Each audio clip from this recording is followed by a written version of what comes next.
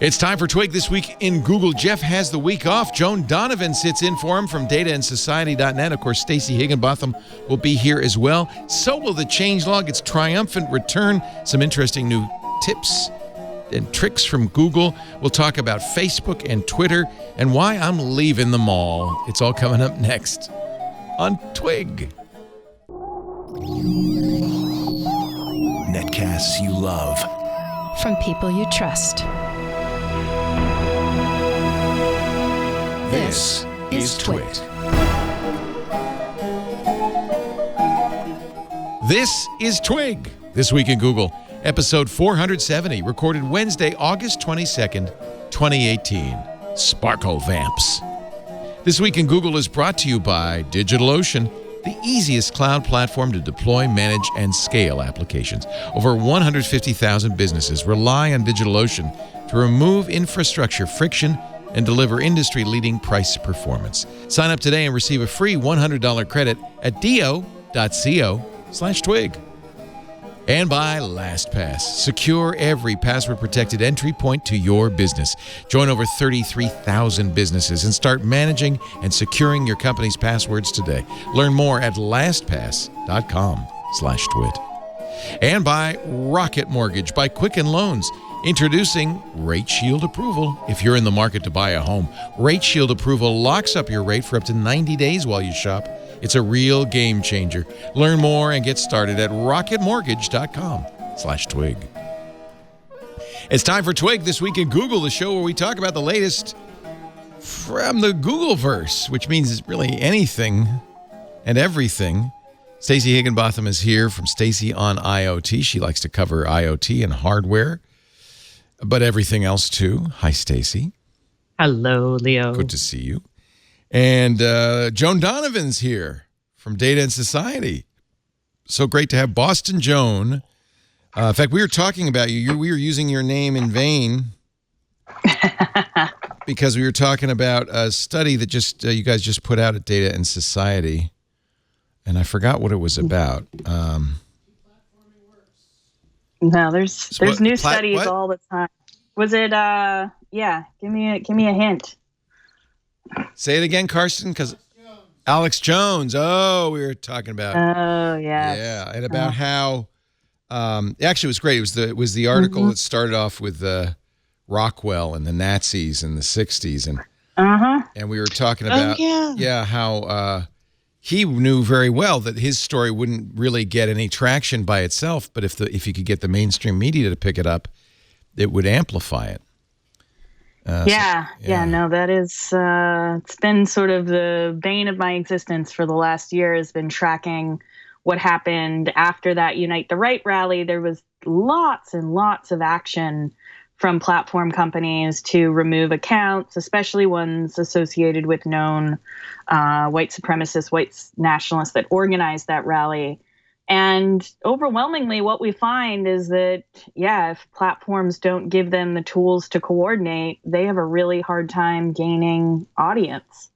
And so it'll be interesting to see the fallout from the partial no platforming of Alex Jones. But I don't know what's going to happen. I mean, he's still got stuff on Twitter. There's still plenty of content on YouTube.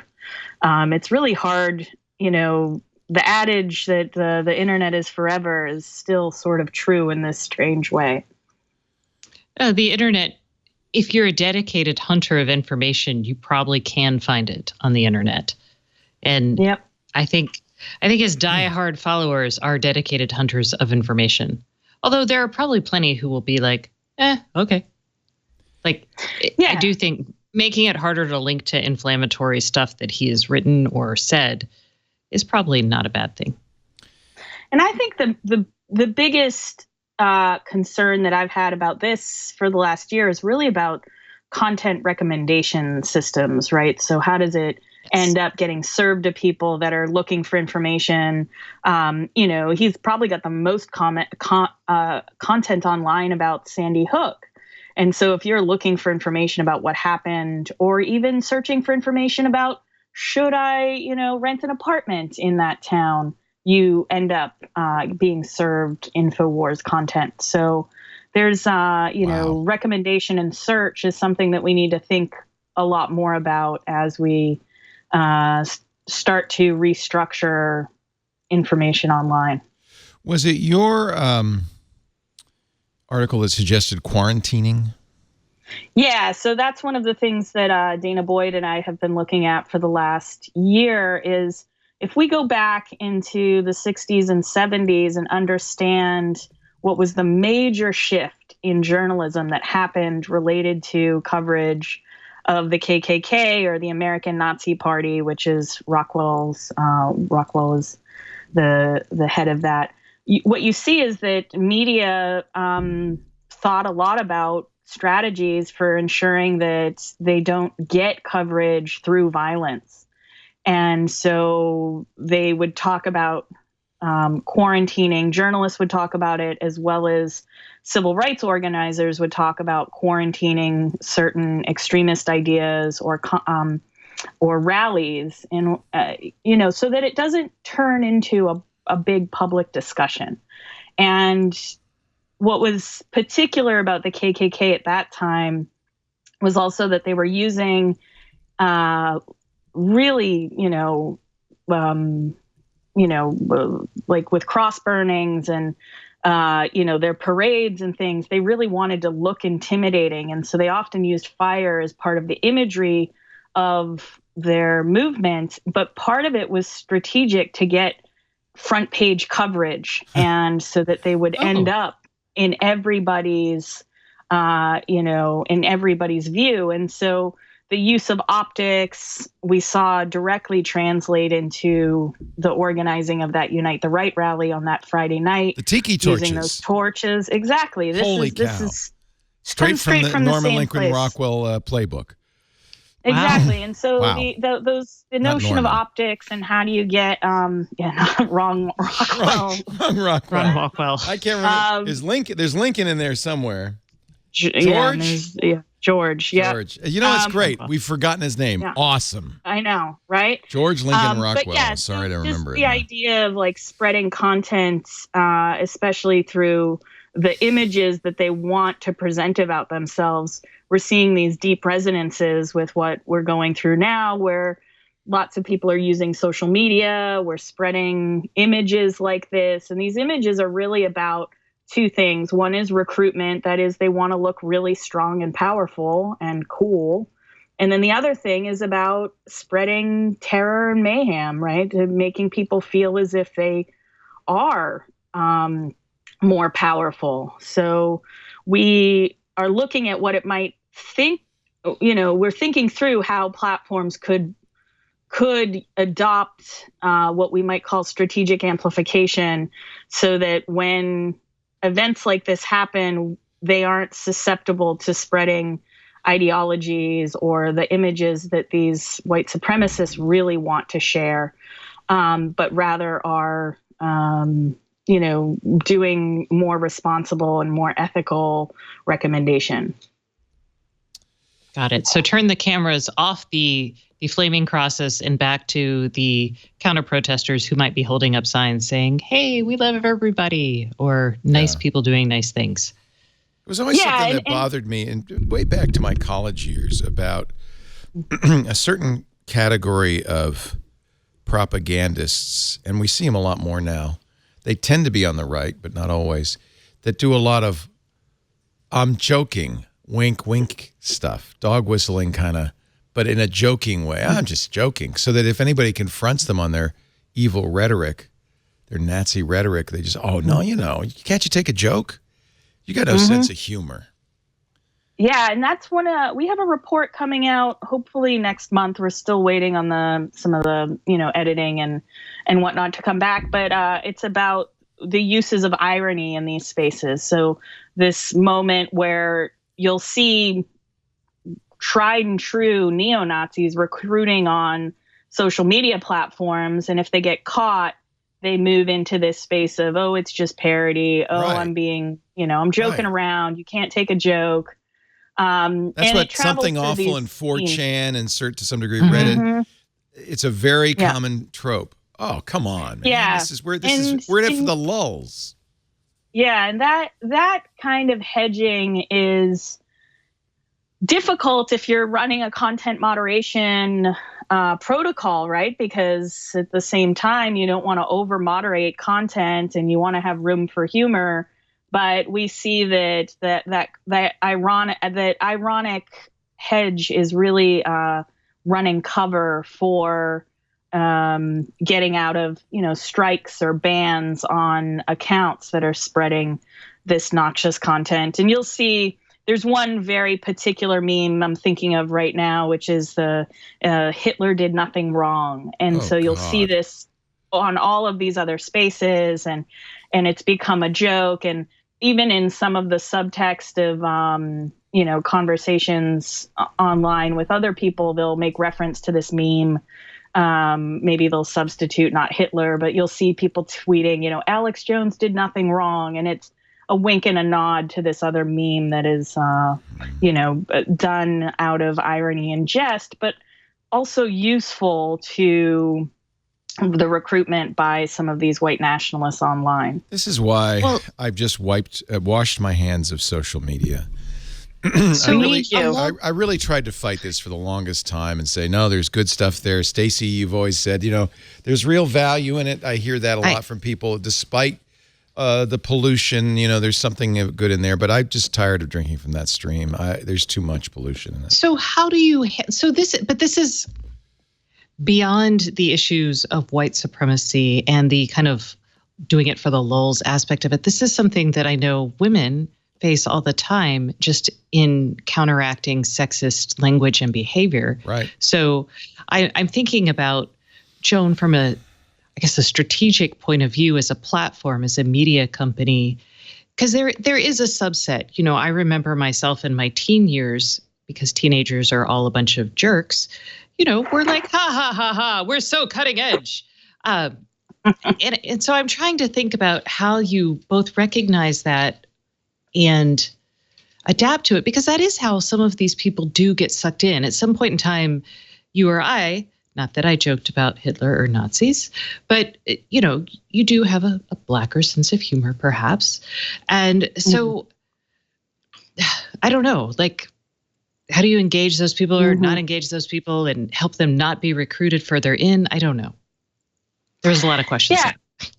No, and I think that there's no one solution that we can just adopt and say, oh, this is the method that's going to work, right? So there are groups of people that are dedicated to engaging with people who post much, much more violence rhetoric online, and in a one-to-one scenario will try to understand their motivations. This is especially done with people who are posting more anti-immigrant sentiments. Then there's other de-escalation techniques where people will go and redirect the content online. So people will be talking about one thing, and then people start, people might intervene by spamming the thread to get people talking about something else, especially if things start to get too dark or too serious.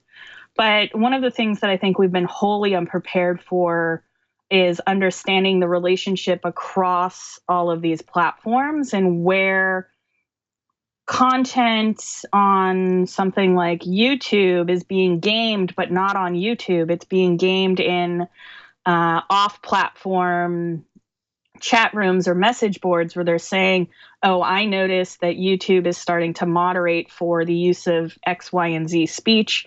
So let's change how we talk about these people to use this other dog whistle. And so they're constantly updating their terminology and updating through,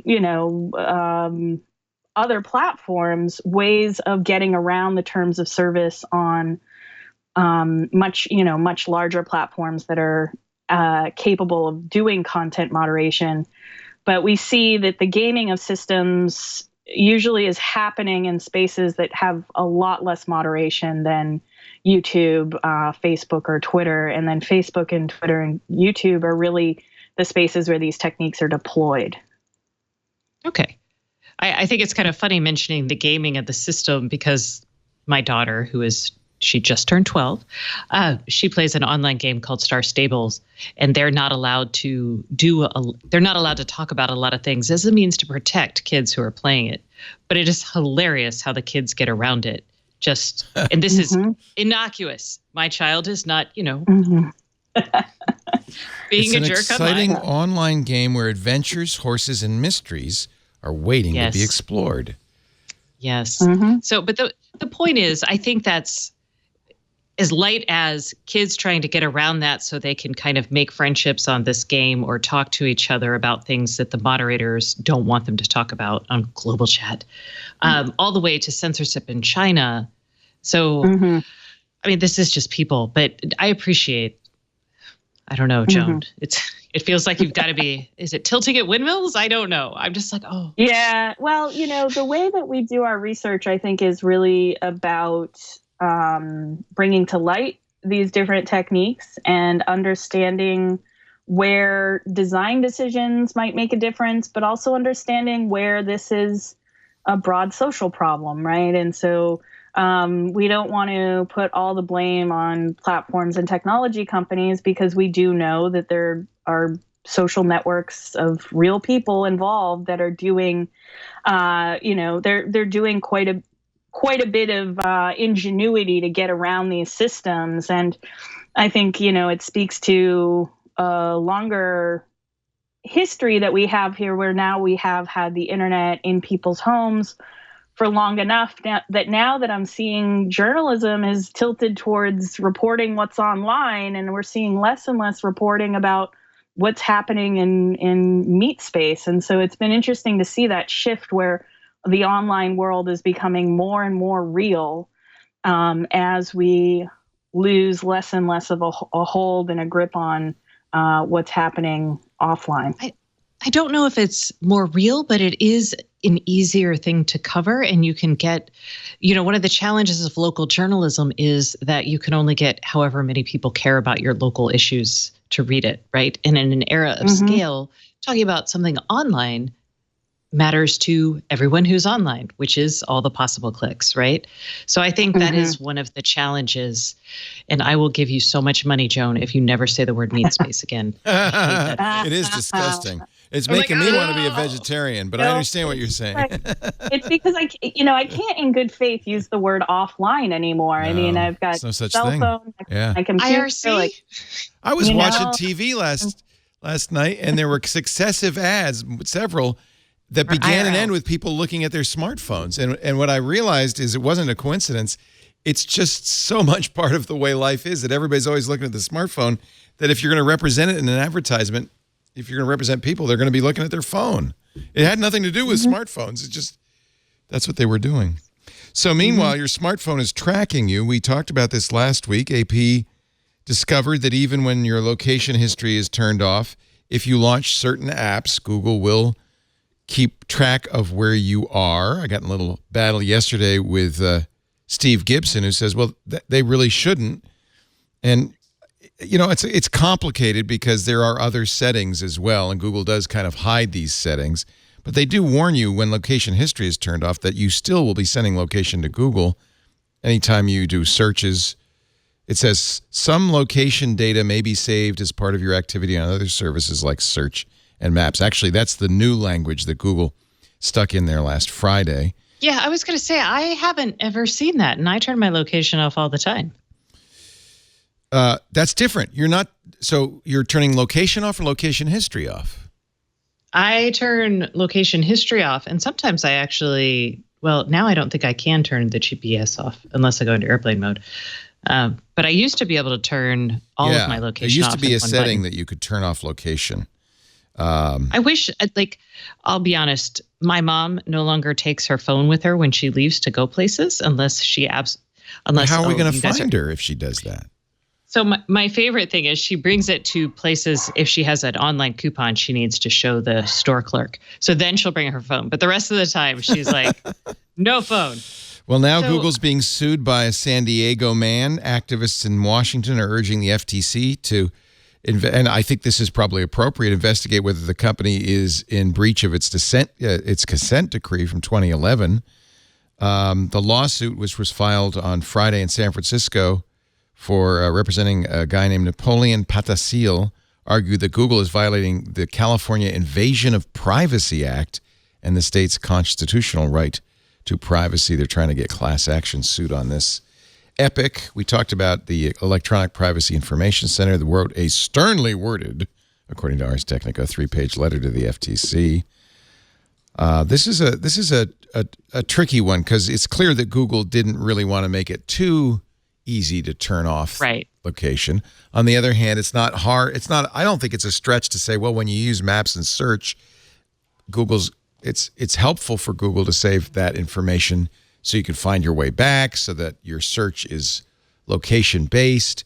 But ultimately, it's in their commercial interest that they save your location information. So I think it's a good thing that this came to the surface and that Google probably will modify its settings and verbiage to reflect really what should it be reflected, which is how to do this and whether you've actually done it. Mm-hmm. Yes. Yes. I will say, for a company that wants to suck up as much data as it does, and I will give it full credit for using that data to make a hugely better experience for me. I love it. But I'm kind of like, Google, I'm giving you all this. Yeah. Let's work on the trust here. Yes. That seems fair.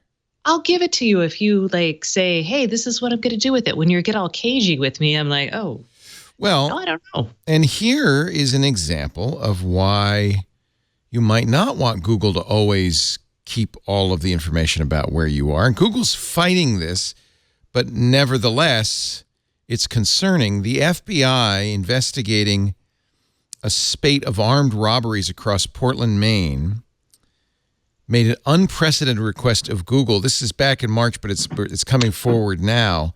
The feds said, we would like the information of everybody who uses a Google phone or uses Google services who was within the vicinity of at least 2 of these 9 robberies within the 30-minute time frames of the robberies. The space covered is, I don't know why it's in hectares, but it is, and I can't convert, but it's a large area, 45 hectares, includes anyone with an Android or iPhone using Google's tools. And then they said, not only we want a list of everybody who was in that area. I mean, this is a phishing expert. They don't even know that the suspects were carrying phones. This is exactly what the definition of a phishing expedition. Well, let's just find out everybody who was in that area.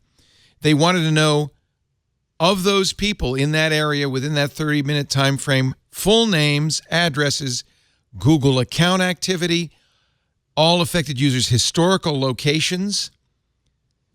Google did not provide the information, but the fact is they probably had it, right? And we know they had it.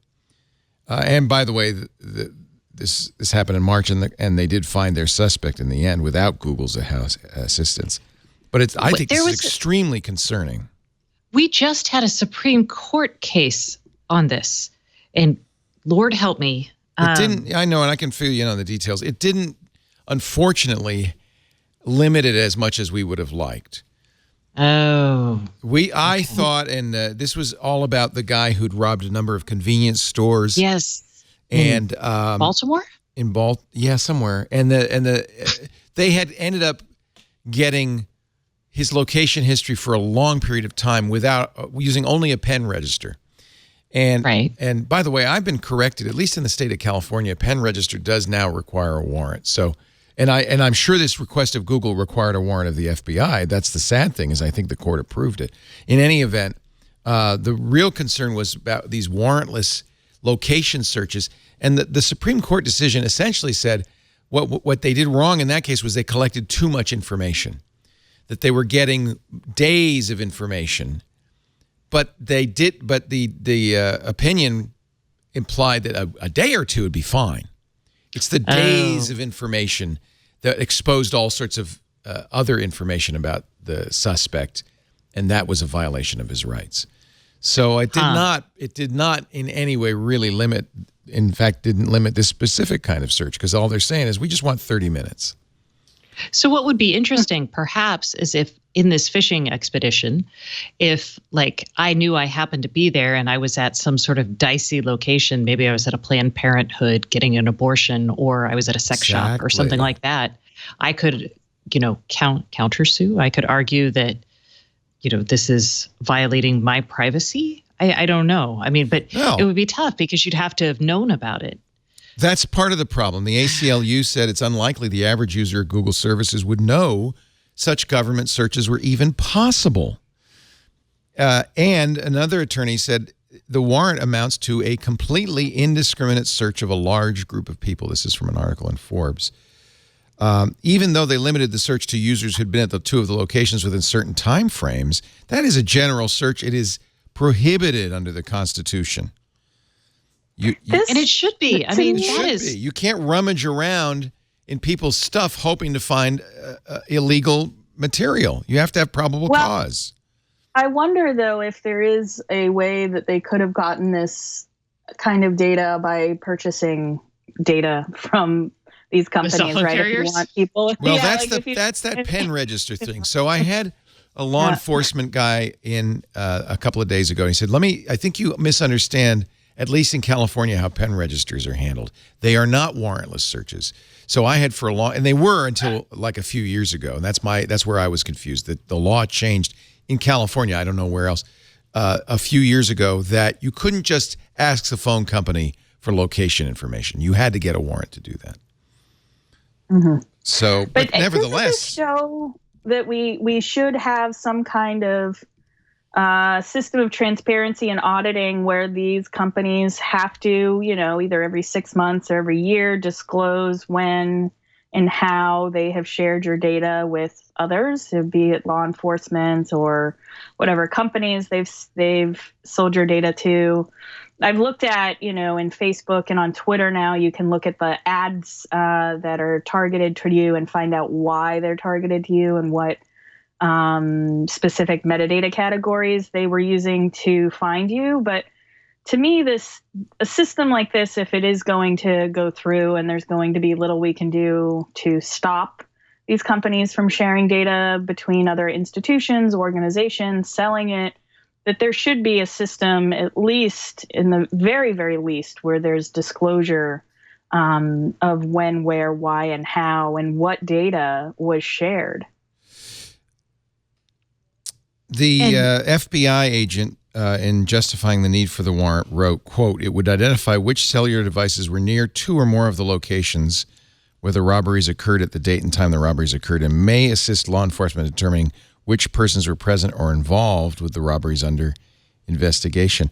It was signed off by a warrant, signed off by a judge. The judge also sent a gag order to Google, which is the only reason we only are learning about this now, because they were required to keep the warrant secret for 180 days, for 6 months. So that's why we're learning now about it. Google didn't do it. They were expected to return the information on April 19th. They did not. The FBI filed a motion to extend the time it had to get the data. A judge granted it. That's really what's scaring me, more than Google collecting the information, that judges are granting these warrants.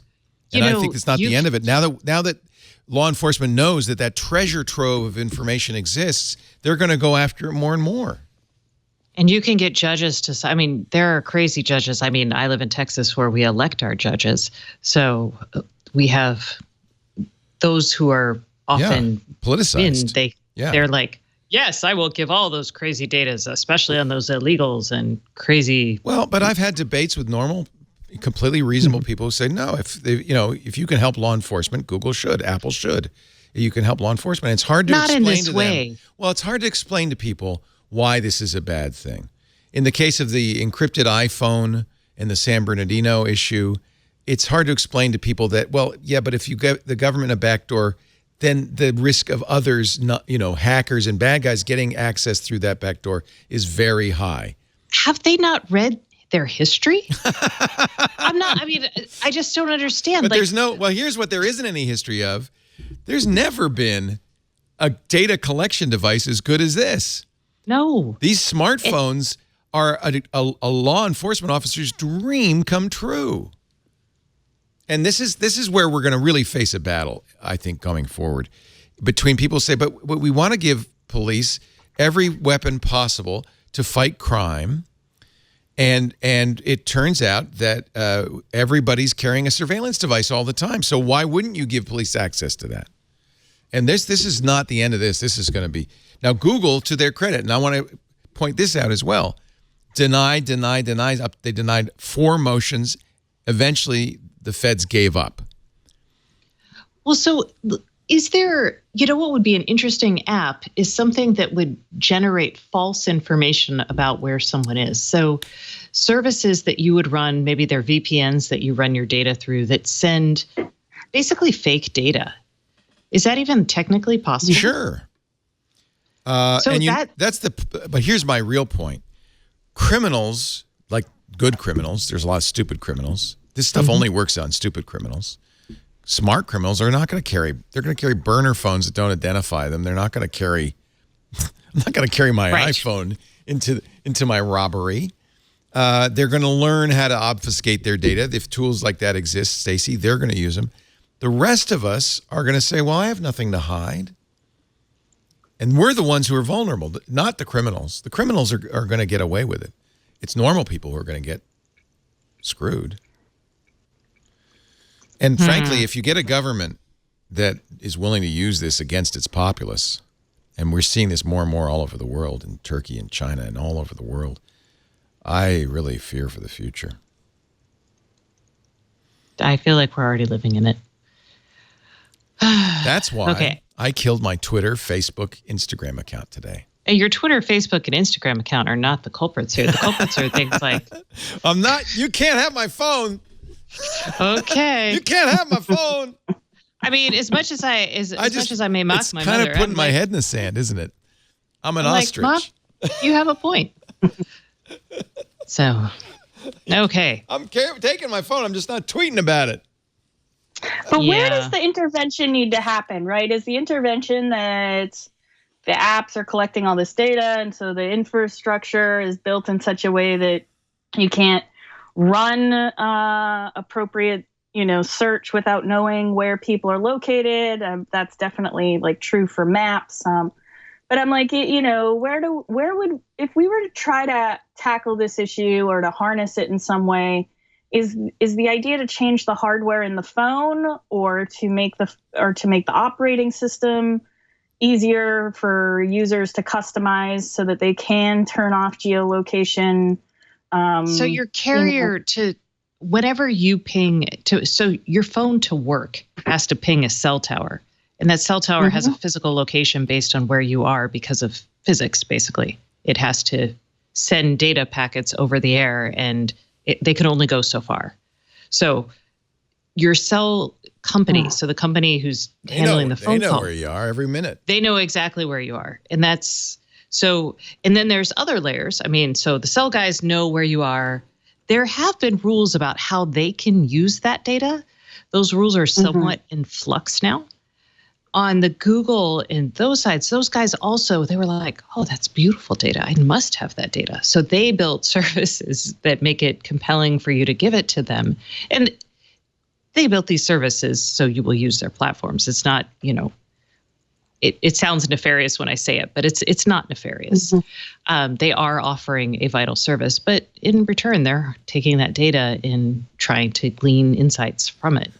And then there's these random other companies like Euclid and others that have come around looking for things like when your cell phone is trying to attach to a Wi-Fi network, it broadcasts information and it goes through previous networks that it's joined.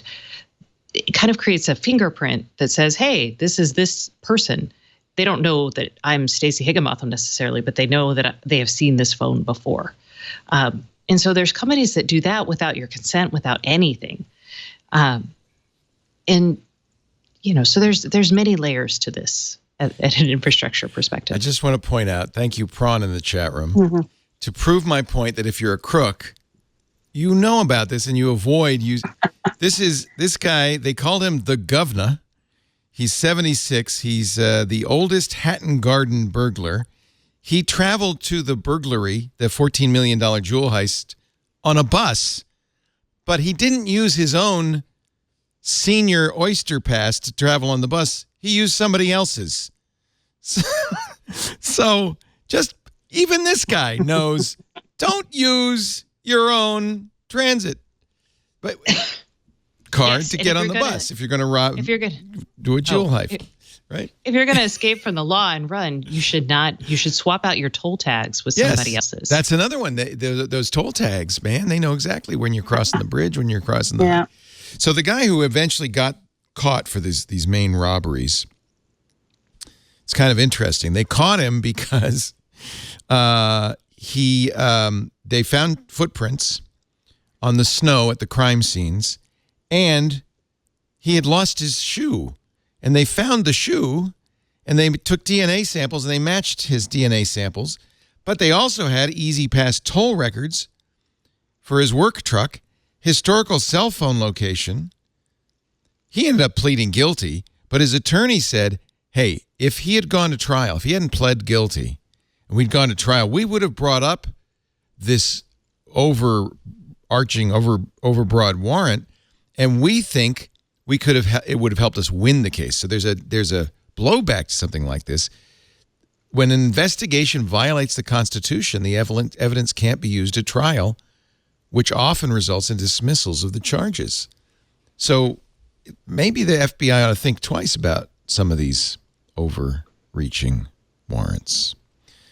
But Google's still in the heat because they have that information. They fought it on this one, but they know where you are all the time. Let's see. We're going to do the changelog in a little bit. I'm bringing it back. And with the cool graphics? Yeah, and everything. Yes. And the trumpets. I think we investigated the theme I wanted to use last week, and I think we investigated it and determined that we couldn't use it, that we don't have the rights to tiger something rag. Yeah. Yes. Louis Armstrong's tiger rag. Where did Elon Musk's Instagram account go? That's my next question when we return. He had an Instagram account? Yeah. Of course he did. And was it Azalea Banks that was Instagramming, he's holding me prisoner in the house? Yes. I don't even want to understand what's happening there. I see the headlines and I'm like, no. Yeah. I think the next thing for me is to stop watching 24-hour news. That's just as bad as Twitter. Pretty sure my desire not to know anything about that is the biggest signifier that I am a nerd. I was just like, look, there's a new article about Risk 5. Let me read that instead. Much more interesting. Let's look at the ARM roadmap when we come back. First, a word. Actually, I bet you have some things to say about the ARM roadmap. Oh, you know I do. I thought you might. Stacey Higginbotham, Stacey on IoT.com, Joan Donovan from datasociety.net. We will continue with This Week in Google. Jeff's on assignment. He's in Argentina right now. Lucky dog. Our show today brought to you by DigitalOcean. I love DigitalOcean. If you're a coder, if you want to deploy an application on the net, there is no easier way than DigitalOcean. I use it all the time. It's a fun way for me. In fact, let me log into my DigitalOcean account. It's a fun way for me to try new web technologies very affordably. It's the easiest cloud platform to deploy, manage, and scale applications. They call them droplets, like droplets in the ocean, right? I'll show you how easy it is to create a droplet. Droplets are virtual machines. They're scalable compute platforms. When you create a droplet, you choose either an operating system, and you see we have Ubuntu, FreeBSD, Fedora, Debian, CentOS, or choose a container, CoreOS, Fedora, Atomic, Rancher OS, or a one-click app, Discourse, Django, Docker, GitLab, Ghost, Doku, LAMP. Let's say I wanted to set up a Ghost blog. Press that button. How big? Well, I'm just beginning here. I don't want to spend too much money, so let's do the 0.007 cents an hour tier. Gives me a CPU, a gigabyte of memory, 25 SSD, a terabyte of transfer, a lot of transfer. You can enable backups if you want, add block storage. You can choose the data center region. I always choose San Francisco too. I don't know why. But you can use New York, Amsterdam, San Francisco, Singapore, London, Frankfurt, Toronto, Bangalore. Lots of other options. I always use SSH because I have uploaded my SSH keys to DigitalOcean. Makes it easy for me to log in. So now I've got a ghost server. This is the host name, although I can change it to Leo's Ghost. Great Caesar's Ghost. How about that? Great Leo's Ghost. I can add tags. I can say which project, and I can create. Now watch. Within a minute, that server will be provisioned and ready to use. You could choose from standard to CPUs, optimized droplets, customize as I just did. Easy to use control panel and API lets developers spend more time coding, less time managing their infrastructure. You can access the compute resources you need very affordably, save up to 55% compared to other cloud providers. It's a great way for you to try, but you can still scale it up and make it a full production server if you need to. Keep it on this because it's almost done creating my droplet. That's how fast it is. You always know what you'll pay per month with flat pricing structure across all data center regions. Great Leo's Ghost is up and running. How about that? That's how fast and easy it is. $5 a month, 99.99% uptime SLA, 4 nines. Cloud firewalls, monitoring and alerting, full DNS management, global data centers, enterprise-grade SSDs. They're fast, easy-to-use APIs. Look, it's no wonder more than 150,000 businesses, including many of the world's fastest-growing startups, rely on DigitalOcean to remove infrastructure friction and deliver industry-leading price performance. You know who would love this? Kevin Toffel, who set up a Raspberry Pi so he could program in Python. Just do this. Set up an Ubuntu server on DigitalOcean. It's affordable. Sign up today. You'll get a free, get this, $100 credit. Go to do.co/twig. do.co/twig for a free $100 credit. DigitalOcean makes it so easy. I just love these guys. DigitalOcean, do.co/twig, and you'll get a free $100 credit. One of the reasons I love DigitalOcean is no matter what you want to do online, there is a tutorial. If you Google, I want to set up, anything. I want to set up, WordPress instance at DigitalOcean. Just Google it, and there'll be a whole tutorial walk you right through it. It's awesome. DigitalOcean, do.co/twig, and we thank them for their support. They've been with us for some time of This Week in Google. I haven't talked about Facebook in so long. In fact, I wonder if getting rid of my Facebook maybe will impair my ability to cover Facebook. Fortunately, you guys are going to stay on Facebook, right? So I don't have to worry about that. Me? I'm not on Facebook, really. Oh, sorry. Stay on the Facebook feed. Well, we know one person who will. Jeff Jarvis. I bet, Joan, you're not either. Are you? What, on Facebook? Yeah. I'm on Facebook. Yeah. But I have, it's not going to be hard to figure it out. I have real and fake accounds. Oh, don't say no more. Say no more. Say no more. A wink's as good as a nod to a blind man. There's ways in which you can enjoy these platforms without being publicly available to everyone for everything. So I am an avid fan of having multiple accounts for multiple things. And so and the other thing is that is just kind of the habit I learned with when I first started AOL, right? You had access to 5 screen names. So I had 5 screen names. Right. And so, you come from that era. So, yeah. Yeah. I even segment some of my Netflix stuff so that, if I want to watch some, like documentaries and things that I want to be recommended, that I have a persona on there that has different types of content. You are paranoid. I'm not so much paranoid. It's just that the recommendation systems can be so terrible. If you have, this is something that a friend of mine complained about. I wanted to borrow his Hulu to see if I liked it. And he said, no, you're going to mess up all my recommendations. It's kind of true. I got you know? so mad when Hulu asked me for like Hulu used to just be like you would hang out on it, and then suddenly it was now they ask you for a lot. Yeah, they're like, can we find out who you are? What do you like? And I'm like, I'm not taking a quiz to watch a freaking TV show. TV is supposed to be like brain dead. You figure it out. Yeah, I'm giving you signals. You figure it out. Yeah. Well, he didn't want me to mess up, he's really into, early Saturday Night Live and different sketch comedy stuff. And he was like, no, you're going to get in there. You're going to watch some cooking show, or you're going to watch this other thing. And it'll never forget that. It's true.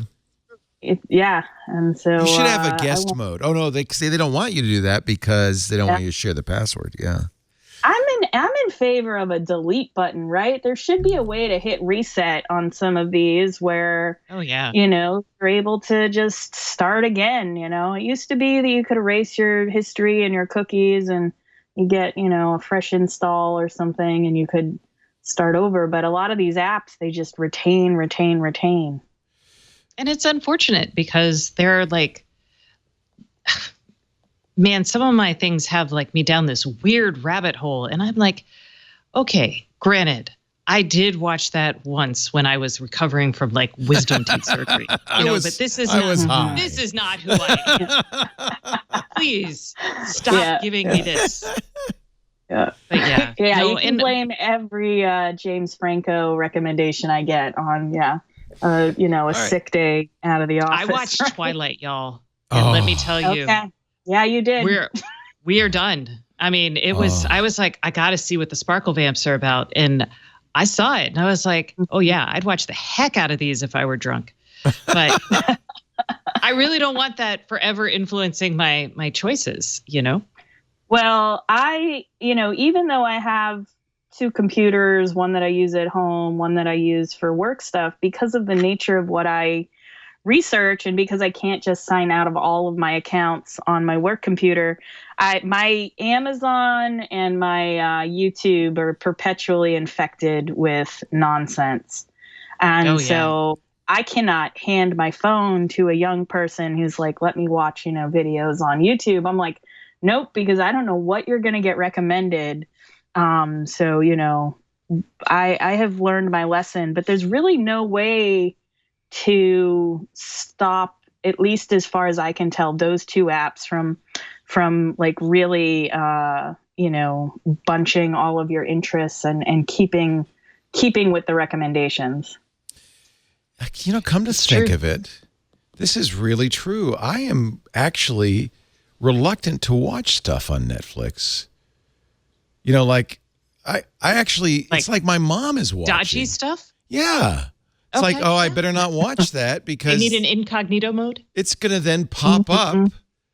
And the worst thing is if you use your Apple TV, then the Apple TV app blasts everything you've just watched in a banner across the screen as soon as you turn it on. Oh, yeah. This is how I get in trouble. So, how couples have this battle about, You shouldn't be watching without... I watched... Yes, something without my husband. Don't you do it. Don't do it. Don't do it. And he found out. And it was grim, you guys. I mean, it really tested our 16-year marriage. How dare you watch Better Call Saul without me?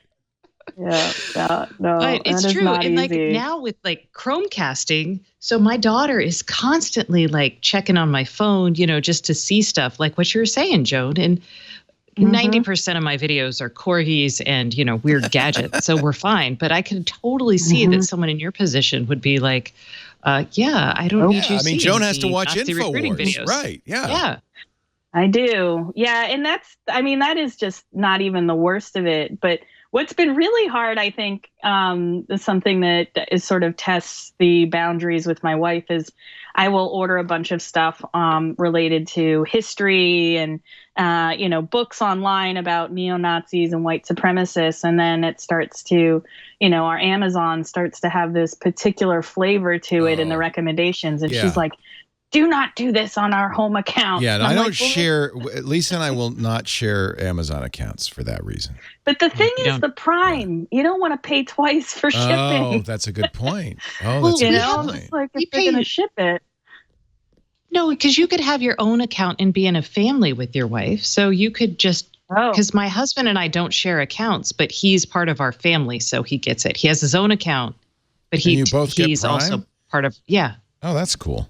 It's not I nefarious. didn't know that. It's a feature. We actually can share our Kindle titles too. So like when he buys something, this is actually something I wish didn't always happen. But when he buys something on Amazon, if it's something that's shareable, his Kindle titles show up on my Kindle and I can download them. Lisa has so polluted my Audible stream. I just want to show you. So, Stranger in a Strange Land, that's me. White Fang, that was a freebie. Jack London, Valley of Genius, Bourdain, Stephen King. Good stuff, right? Then James Comey, that's hers. Never Split the Difference, Negotiating as if your life depended on it. Carl Hyacin, The Plant Paradox, Hidden Dangers in Healthy Foods. And then Carl Hyacin is awesome. I love Carl Hyacin. Actually, I have a whole bunch of Carl Hyacin earlier on in my feed. But it's funny because the mix, these are just completely different people. It's all mixed into my feed. I saw Autonomous, the book I recommended a couple of months ago. And we interviewed the author, thanks to you, Annalee Newitz. That's a great book. It is. Oh, but you see, now it's giving it away. It says 5 hours and 22 minutes left. A lot of my books have stuff left. It's for a long time. I've always had this problem with physical books. Like my bedside table, it's dangerous. It could fall on you and hurt you because I always have a lot of reading materials. But for a long time with Audible, it was like, no, one book. Finish the book and you do the next book. But it's too easy just to dip in. And so I have 43 hours left on Shogun. I can't dip. I am full immersion and then out. I can't do it. Not a dipper. I even read the New Yorker cover to cover. What? I know it is, and I'm like a completist too. It's terrible. I've got this stack right now. Unless it's a baseball article or God help me, another fly fishing article. Yeah. But other than that, I'm all in. That's so funny. Yeah, that hurt my New Yorker subscription because I couldn't complete it. And so then I said, well, I'm just not going to get it because I can't complete it. Facebook is being asked. Well, let me ask you this. I really want to know your opinion. Facebook's artificial intelligence lab, right there, those 4 words bother me, is working with New York University's medical school to make MRI exams 10 times faster. NYU is giving an anonymous, they say, data set of 10,000 MRIs with as many as 3 million images of knees, brains, and livers to Facebook. So, Facebook shouldn't have an artificial intelligence lab, first of all. No, it should. Give it to Google. Why? Give it to somebody who cares about the world. Don't give it to the worst spy agency in the history of mankind. It's like saying, we're going to give it to the KGB. You don't mind, do you? Okay, well, maybe they could have given it, maybe they could have made it an open data set. That would have probably been better. But yeah, if it's anonymous and it's pictures. I don't think Facebook should be in the AI business. And they say we want to make MRIs faster. What does Facebook care if MRIs are faster? They don't care about that. That's not their goal. They're trying to test different models, but testing models for the benefit of humanity or against anonymous data sets makes other things more powerful. I don't think that's. Yeah, I think they should have made it open. This is what the AI research group at Facebook said. They started to talk about this with NYU last year because Facebook's AI team wanted to work on something with real-world benefits, even as it performs basic research on how to spy on you. Think about it. If you're trying, AI researchers, man, you've got a couple ways to get them. You can get them notoriety by giving them great data sets and let them publish awesome papers that people love. You could pay them a lot of money and give them fabulous benefits. So Facebook, everybody can pay them lots of money and give them fabulous benefits. So Facebook just wants them to be able to also cure liver cancer. That's a nice way to recruit people. It's not really though Facebook's business model to cure liver cancer. No, it's not. But it's their business model to have happy AI researchers that want to work for them. That's true.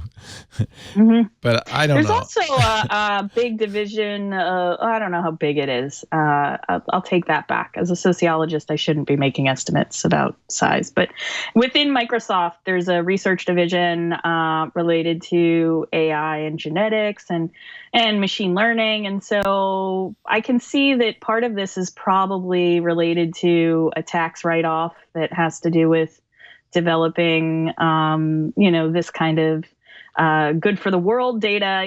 Like when you make that much money as an organization, you can really spend on any kind of lucrative lab-based research, whether or not you intend on implementing it or using it. That's what worries me, is that, you give privileged access to this group that doesn't have any plans to do anything good for society. Oh, yeah. I mean, and the other thing is there's lots of computing power and lots of great researchers in public universities that could really do some wonderful stuff with this, and at NYU itself. So I'm wondering where and how the partnership came together and why Facebook becomes the best, group for the job when we have so many other, medical facilities that could, really use that kind of data, as well as, they can produce different and more interesting outcomes by having it done in a way that it can be implemented. I wonder what the implementation strategy is, or like how the machines will eventually change. I guess it's silly of me to worry about Facebook when Google's doing the same thing, and they're just as interested in personal information and stuff. I just feel like, well, and what if, like, just bear with me here, but old people, we're getting up there in the world, right? There's a lot of us, and there's apparently not a lot of young people on Facebook. So maybe this is a potential revenue source. I'm not saying but you don't close those avenues off if you have access to them. Yeah. You're like, oh, okay, we'll work. We can kill lots of birds with this one stone. It's good. I'm getting all my Facebook hate out now before Jeff gets back. It would make a very interesting science competition, though, around AI, machine learning, computer vision, all those, image modeling, and if we're going to go full capitalism here, that kind of competition is what's going to spur development in science, not by siloing off the data into, the already one of the biggest companies in the world that doesn't always make the best assessments and judgments. It bothers me in the same way that it bothered me when research on the human genome was done by both commercial and nonprofit organizations. But I guess it's unrealistic. Our government is not funding science. Yeah, right now, it's so unrealistic to expect AI research to be done by nonprofits. Yeah, a lot. And that. Well, I was going to say the Human Genome Project. The way that's ended up. We're still talk about data surveillance. We're still struggling with, corporations like 23andMe providing base level data to police and governments, and so there's a whole other host of privacy concerns that are about biomaterial. Yeah, I mean, it ended up if we had relied on government or nonprofit to analyze the genome, we would be still waiting, because it was Craig Ventnor's commercial venture that ended up doing it fastest. But it just, but I don't want to see people patent parts of the genome, and that's one thing that's happening. I don't know. Maybe it's unrealistic of me, I guess, to expect. It's not. It's just socialistic of you. It's socialistic of me, and I'm a socialist. What can I say? And here, those are still. You're trained to think that's a bad word. No, it's not a bad word. I don't want the U.S. government to own all businesses. Not that kind of not government socialism, but right. I think a little society should go in there a little bit. We should have parity with big businesses. Google says, hey, It's not just Lenovo. We're going to make a display-equipped AI speaker before the holidays. I think this is so weird. Why? I mean, Amazon and other companies have kind of, as they've let other companies into this realm, they've limited some of the functionality. So I'm like, is the smart display, the Lenovo smart display, limited compared to? I don't know. So like, well, there is no equivalent to Google. So right. No, but it doesn't have Google Home. It does everything a Google Home would do. Right. Well, that's what I'm saying. But if like Amazon, when I buy light switches are a terrible example, but some of the other products that use the Amazon Echo, they don't do things like play Spotify, for example. I know. That's Sonos with the Echo built in, is very limited. I can't even ask it for the weather. I mean, it's very limited. So that's what I'm concerned about. I'm like, so Google's going to get in this game. What is it going to change about possibly Lenovo or future devices? So when they announced this at I/O, they said that it wasn't just Lenovo, JBL, LG, and Sony would all be making screen-based smart display platforms. And I saw JBL's at CES. Did we see Sony's? I can't remember. I mean, yes. Some of those we saw at CES. The Lenovo was the only compelling one, as I remember. Yeah, Lenovo was the one that we were all like, ooh, that's pretty. A lot of people, even around here, have them. I still have held off. I wanted the Costco deal, and now that I know that people got it at Costco for $200, I really resent paying $250. I know. I'm like, man. Joan over here is like, okay, were we not just talking about misuse of data and privacy implications? I'm trying to mix it up. No, I'm trying to do gadgets, society. I am all for interesting gadgets. Last time I was on, I think we talked a bit about video cameras and the Nest, and now I'm seeing them everywhere. Everywhere. And I am not attuned to them, but they're outside of all the buildings in New York City, and they're just really small and discreet, but now hidden. I just feel. Yeah, the Lenovo screen is nice because unlike the Amazon Echo devices, it has a physical cover on the camera, which call me old school. I'm just like, that's good. Now I feel secure. Yeah, because I have that little Spot, the Amazon Spot Echo, and Lisa won't let me put it in the bedroom, even though it's a perfect alarm clock. Yeah, I wouldn't let you put it in the bedroom either. Not it's just in my because. closet. So I talked to a security firm, and this freaked me out. Just to see what will happen. They said that they actually dealt with a internet camera company whose staff was looking at videos from the customers. So they were touting this as like a win for their customer. But I'm like, actually, that is a huge loss for everybody who wants to buy these products. They didn't say what brand it was, did they? They did not say the brand. I was like, look, I don't think Amazon's going to let that happen. But who knows? That's why I dance naked in front of mine. That'll stop them. God, I see that. I used to think I researched terrorism, but that's really terrorism. Yeah. This is one kind of extremism I think I'm going to have to moderate. Yeah. Joan, I set up last night a camera to monitor our cat door. Oh my goodness! One of these cheap Wise pan cam. They're $30. Why not? So it's plugged in because we were trying to figure out which cats were coming and what animals are coming in. So now I get a notification whether an animal comes in, and the camera pans and follows the animal.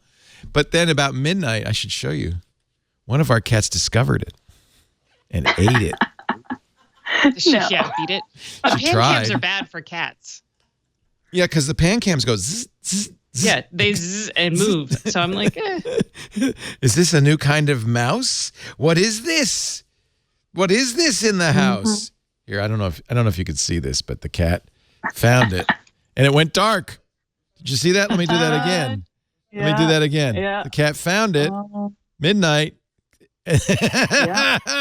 I'll show you. I don't know what she did, but then she got out of the way. But I think that's a good use for a camera, a cat door cam.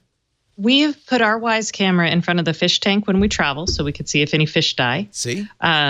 We have also, I actually thought about putting it in front of the dog door because I don't think my dog goes to the bathroom in the middle of the night. And I'm like really concerned about this.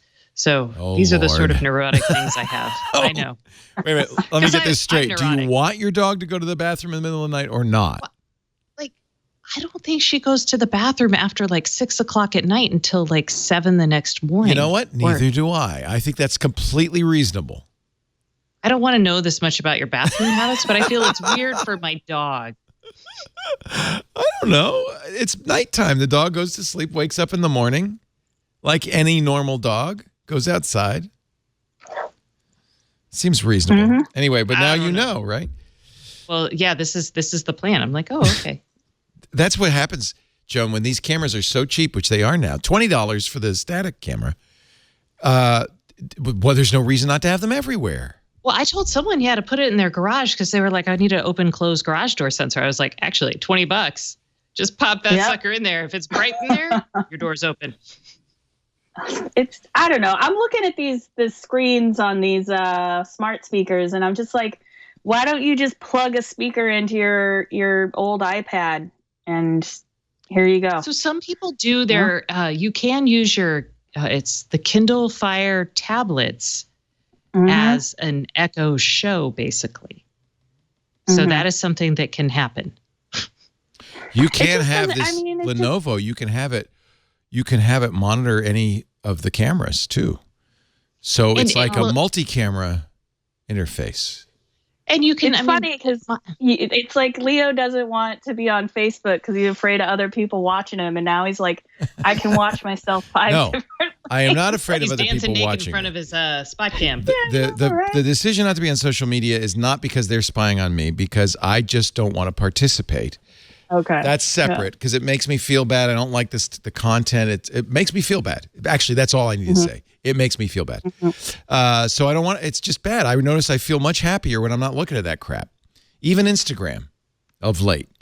So that's why I just shuttered those accounts. I don't like Facebook because I do feel like they're a very, I know Jeff hates it when I say this, but I really feel like they're an evil company. Maybe that's wrong, but I feel all the evidence is that if Jason Calacanis was here on Twit the other day. He knows these guys. He said, "Oh yeah, they're evil." Oh, okay. He said their whole deal is do what they want, do whatever they want. They get caught, they apologize, and then they go on doing it. And there's a lot of evidence that that's true. So that's why I don't want to give them 10,000 MRI records from NYU. And I think that's a poor choice for NYU to make. Yeah, they're anonymized. But as we all know, anonymous is not really that anonymous. Where has been, but didn't Mark Zuckerberg and his wife donate a lot of money to solve some disease or something? Oh, well, in that case, let me join Facebook up. I'm just going to log right in and who cares? No, I'm just saying they may have established a link through donation. Through NYU. I see. Yeah. But I don't remember who they donated to or how that worked. Okay, happy news. Okay. Happy news. Would you like some happy news? Wait a minute, I'm looking. Do you have some happy news? I do. Because Hot Chips. Woo, woo. Oh, Hot Chips is here. It was this week, and they talked about, this is actually Google related. So you get a 2-for-1. Stacey nerds out on chips, and it's Google related. Yay. They did the Pixel Visual Core. They broke it down for people at the event. So this is their was this the Google Next event? What event was this? No, this was Hot Chips. It's called Hot Chips. Do you not know about Hot Chips? Only the most exciting event of the season. The only hot chips I'm interested in come with queso. It is a annual chip conference. It's a symposium on high performance chips. It's amazing. Sponsored by the IEEE Technical Committee on Microprocessors and Microcomputers. They know how to throw a party, let me tell you. Okay, I guarantee you, like, a good third of your audience is probably like, yeah, Hot Chips is awesome. No, they Let already me hear are. It, guys. Woo! No, the chat room already said, Scooter X in the chat room already said, you should be talking about Hot Chips. So so tell me what you learned at Hot Chips this year. Well, I did not go because I don't officially cover chips anymore, but I get a lot of the briefings. So but I didn't go to this. So I was reading about the Google one. So everybody launches both like fancy innovations and making their server chips better, design new architectures. And then you get a lot of researchers talking about like crazy, wacky, cool stuff that they can do. So Google talked about their Pixel Visual Core chip that they designed. And this was this was what they used in this is in the Pixel 2.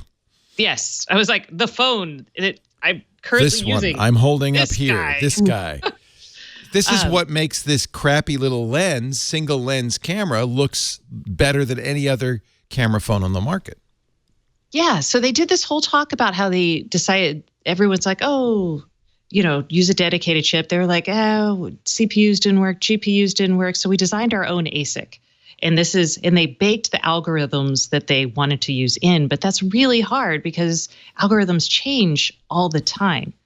So they basically talked, it was really nerdy on like how they, like the trade-offs and engineering compromises. So is this field programmable? I mean, can you update? No, it is not. It is not an FPGA. It's an ASIC. So they design it and then it's set in, not stone, silicon. Sand. It's set in sand. Well, now I'm looking at this slide, though. Maybe I got confused by this slide. So here's the CPU, which is fully programmable. Here's an ASIC, which is fully not programmable. The right side of the slide is performance. So ASICs are much higher performance, and CPUs are much higher energy per operation. They say this is a PVC, the Pixel Visual Core's IPU, which they say is not an ASIC, but a programmable image processing unit. So it is programmable. Oh, crap. You're right. That slide does say that. That is not the takeaway I got from this at all. Well, you got to look at the slides because I look at the pictures. I can't understand the text, so I look at the pictures. This is actually a non-text live blog of it. But I thought that was interesting, and that is in response to what you said, which is it's very hard to bake the algorithms in as you're designing this because things change. Yeah, but this isn't an FPGA. This is not. It's not quite an FPGA either. So right, that's why I'm like. Yeah, so the high-level programming model is Halide, which is actually interestingly a camera program, but I think that's a coincidence. Domain-specific language for image processing. The IPU supports a subset of the Halide language. It's not floating points. It's very simple language. Right. Limits on available memory sad access about the patterns. limits on floating point. Halide backend generates kernels and all API calls, proprietary API for resource allocation and execution control. So that's interesting. So it is like a CPU in that you can write software to it. Well, yeah, all of this. I mean, it's a piece of silicon. I mean, it's a chip. But an ASIC is kind of more dedicated than that.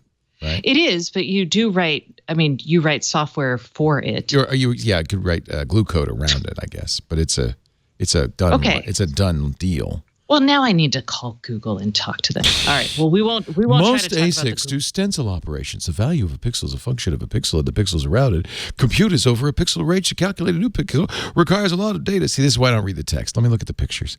Hardware. I'm gonna talk to the Google guys. I'll figure it out. It's interesting. It has its own RAM. It's DDR4 RAM. Well, yeah, because it's you have to have access to memory so you can optimize really quickly. It's got 8 cores. Wow, this is a sophisticated thing. Did they talk about?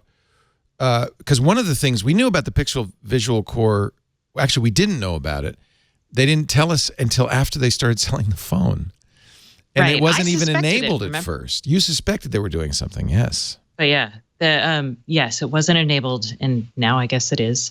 But the other thing that was there is ARM announced what I think of as their CPU roadmap. Yeah. This was fascinating too. Yeah, because that gets them, they're really gunning for the laptop market here. And we didn't talk about it. Kevin and I didn't talk about it on the show, like our show, IoT show, because it wasn't really an IoT news thing. But he's super pumped about it for Chromebooks, although it's basically what they're saying is we are going to, in the next 2 years, we will be desktop class. I don't think they're saying we'll be desktop. Yeah, they're saying we'll be the equivalent of an i5 Sorry, of 2 I don't years believe ago. that they're going to be desktop class. You don't think so, huh? Wouldn't that be interesting? ARM. Don't get me wrong, but that's... The Cortex A76 is 10 nanometer and 7 nanometer. Yeah. They'll be followed by 7 nanometer and 5 nanometer chips. By 2020, they'll be 5 nanometers. Oh, FinFET. What the what? What the what? Our roadmap of client CPUs has been designed to take advantage of the disruptive innovation 5G will bring to client devices. I think this is what ARM's aiming at, is an always-on, all-day battery life. Maybe not top-of-the-line processor performance, but good enough desktop class performance to give you a laptop that in the next couple of years, that will be a completely different thing, right?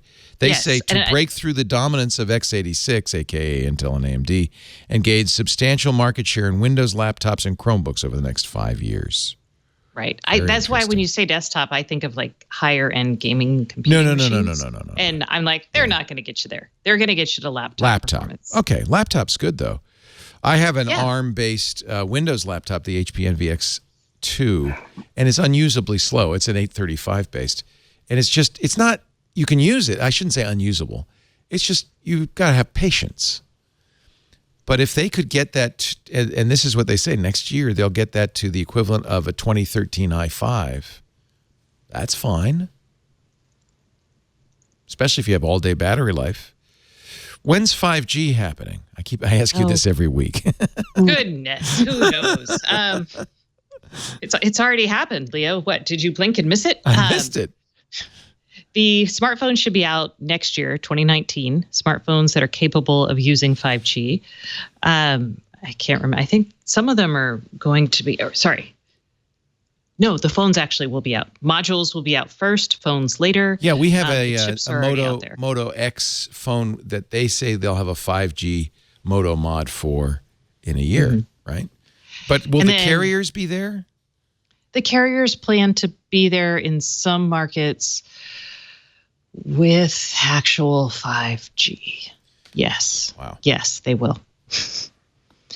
That is a true statement. All right.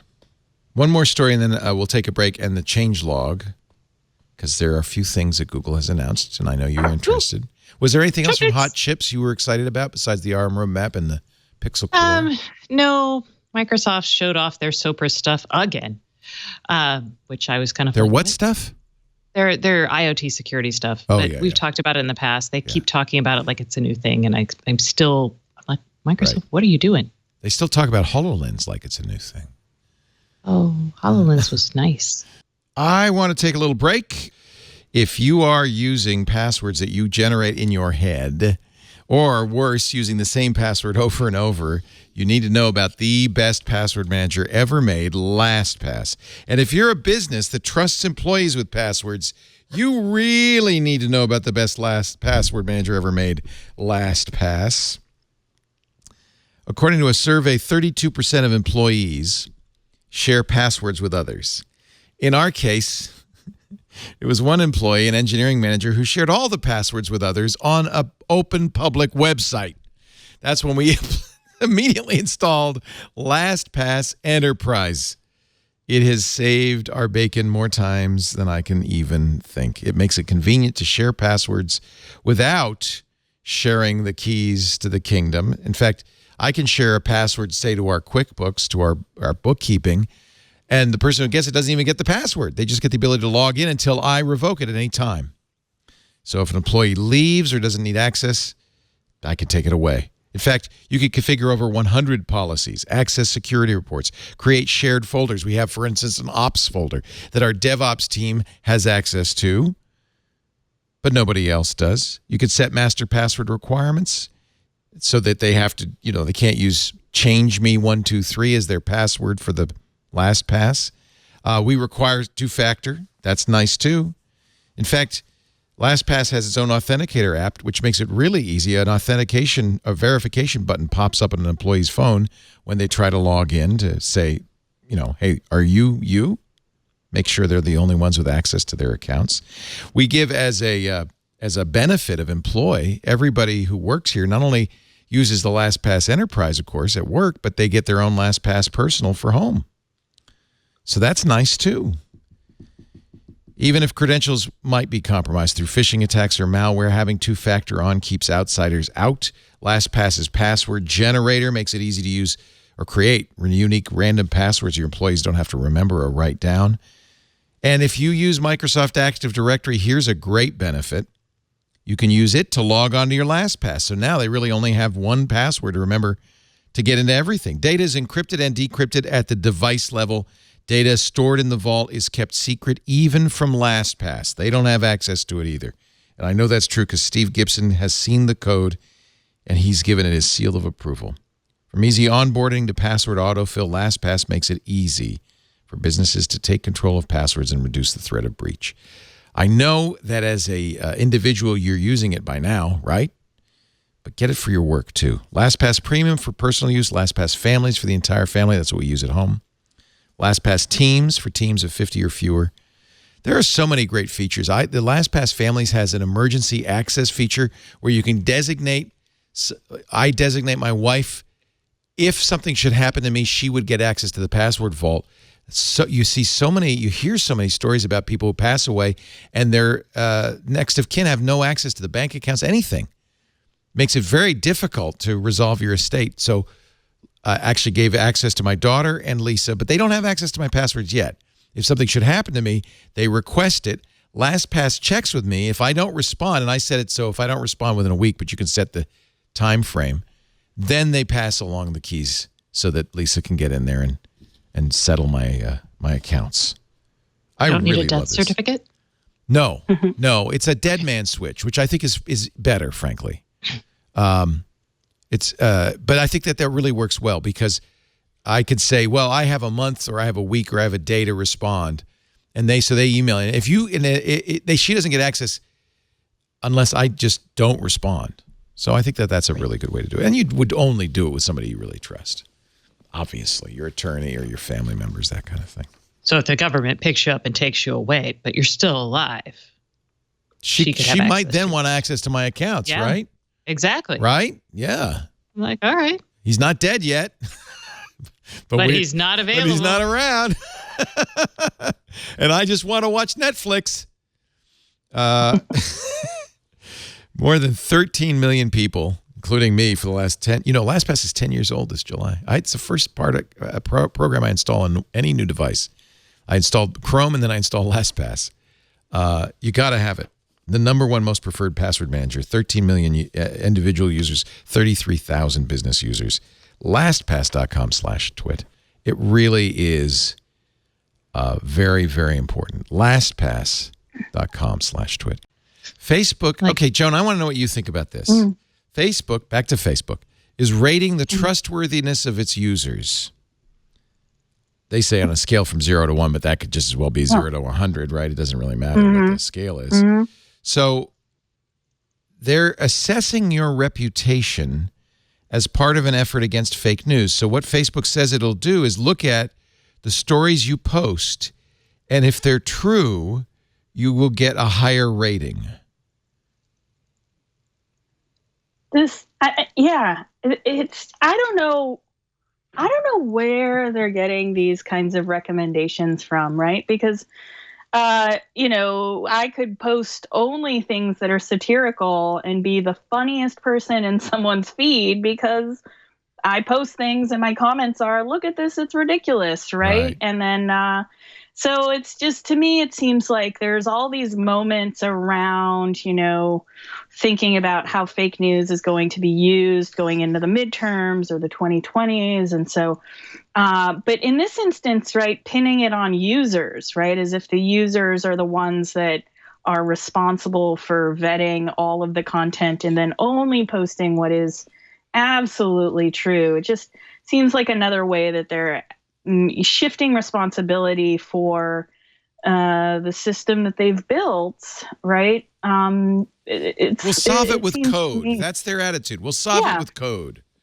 And like, who wants only, people who share true things in their feed anyway, right? That stuff isn't interesting. It's like, if I want to read a dictionary and an encyclopedia, sure, I will. But I think, one of the things that our research we've learned over this last year and a half or so of dealing with these stories is that people know they're false. They share them anyway because either they cohere to a certain political belief, or they think it's funny, or it's outlandish, and which is why I think they should really focus on the extremist stuff, the like conspiracy stuff, and the hate speech, and stop trying to walk through this gray zone.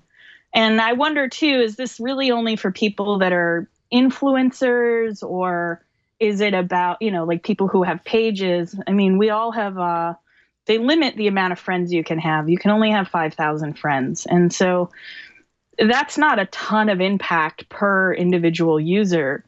So I wonder where or how they're going to apply this to those places where we see this stuff really proliferate, which is in groups and on pages. And so I just feel like blaming the user just isn't, it's not going to go very far. Man, that is every tech company's strategy, though. Privacy, blame the user. Security, blame the user. Fault.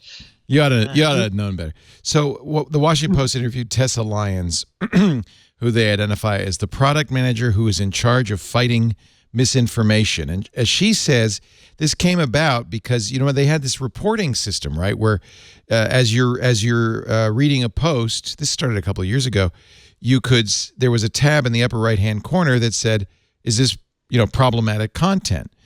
But Lyons says she soon realized many people were reporting posts as false, not because they were false, but because they didn't agree with it.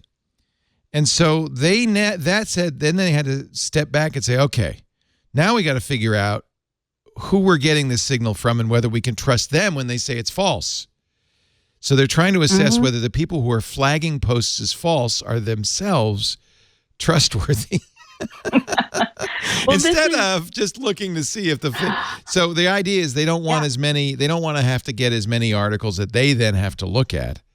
She says, I like to make the joke, if people only reported things that were false, this job would be easy. People often report things they just disagree with.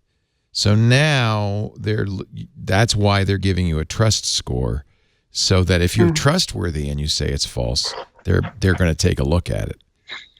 We've seen similar systems like this deployed around, trusted flaggers. It's hard to do. It's hard to do. And also, people flag for multiple different kinds of reasons. And yeah, I would say that, sure, I disagree with things and some things are partially true. That's the other thing that's been so difficult about talking with these companies about conspiracy theories, which is there's always elements of the theory that are true, that are verifiable, that circulate with the stuff that is false.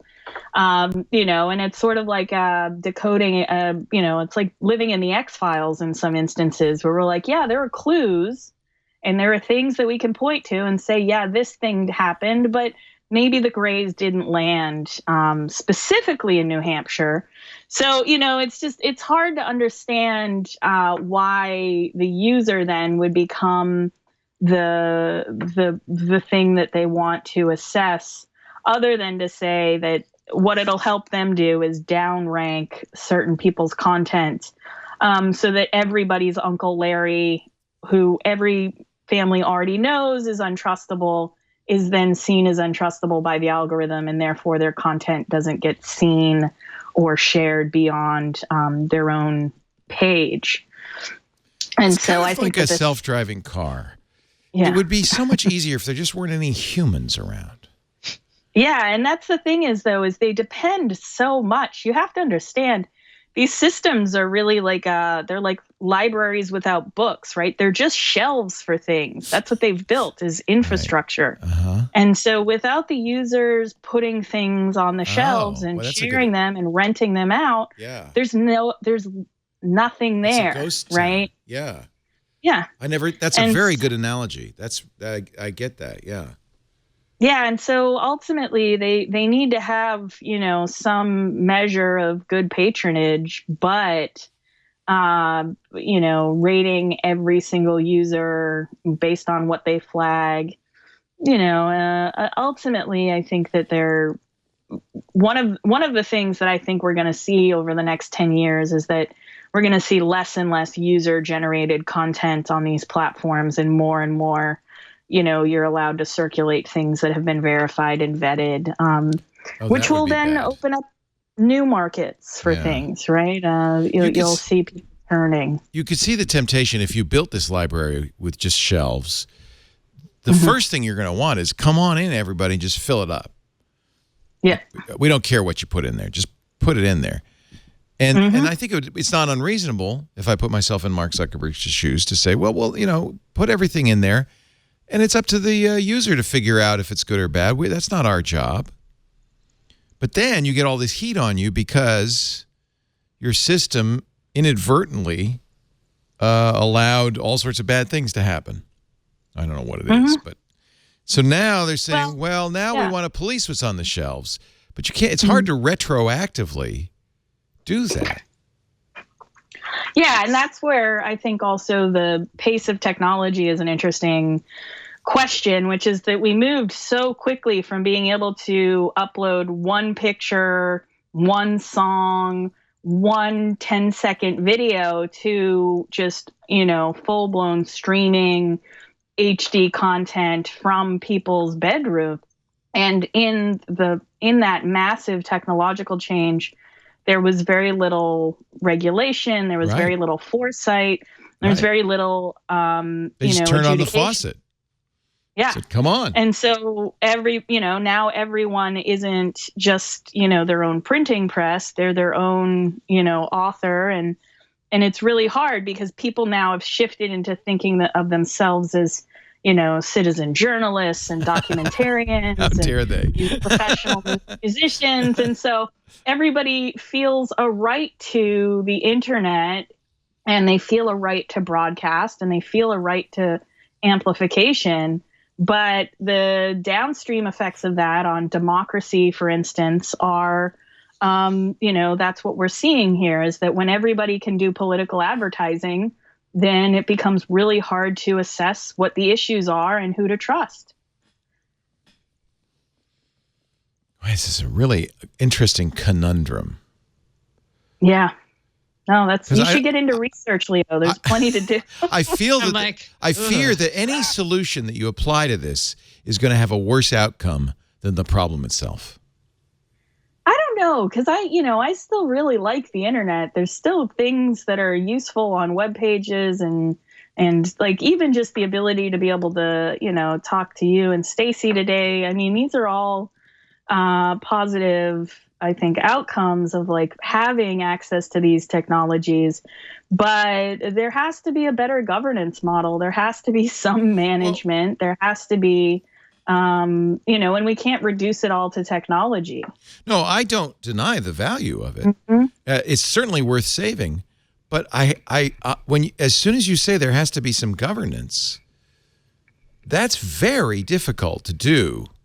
Oh yeah, people freak out. And I don't know how you do it without actually creating a worse monster, is all I'm saying.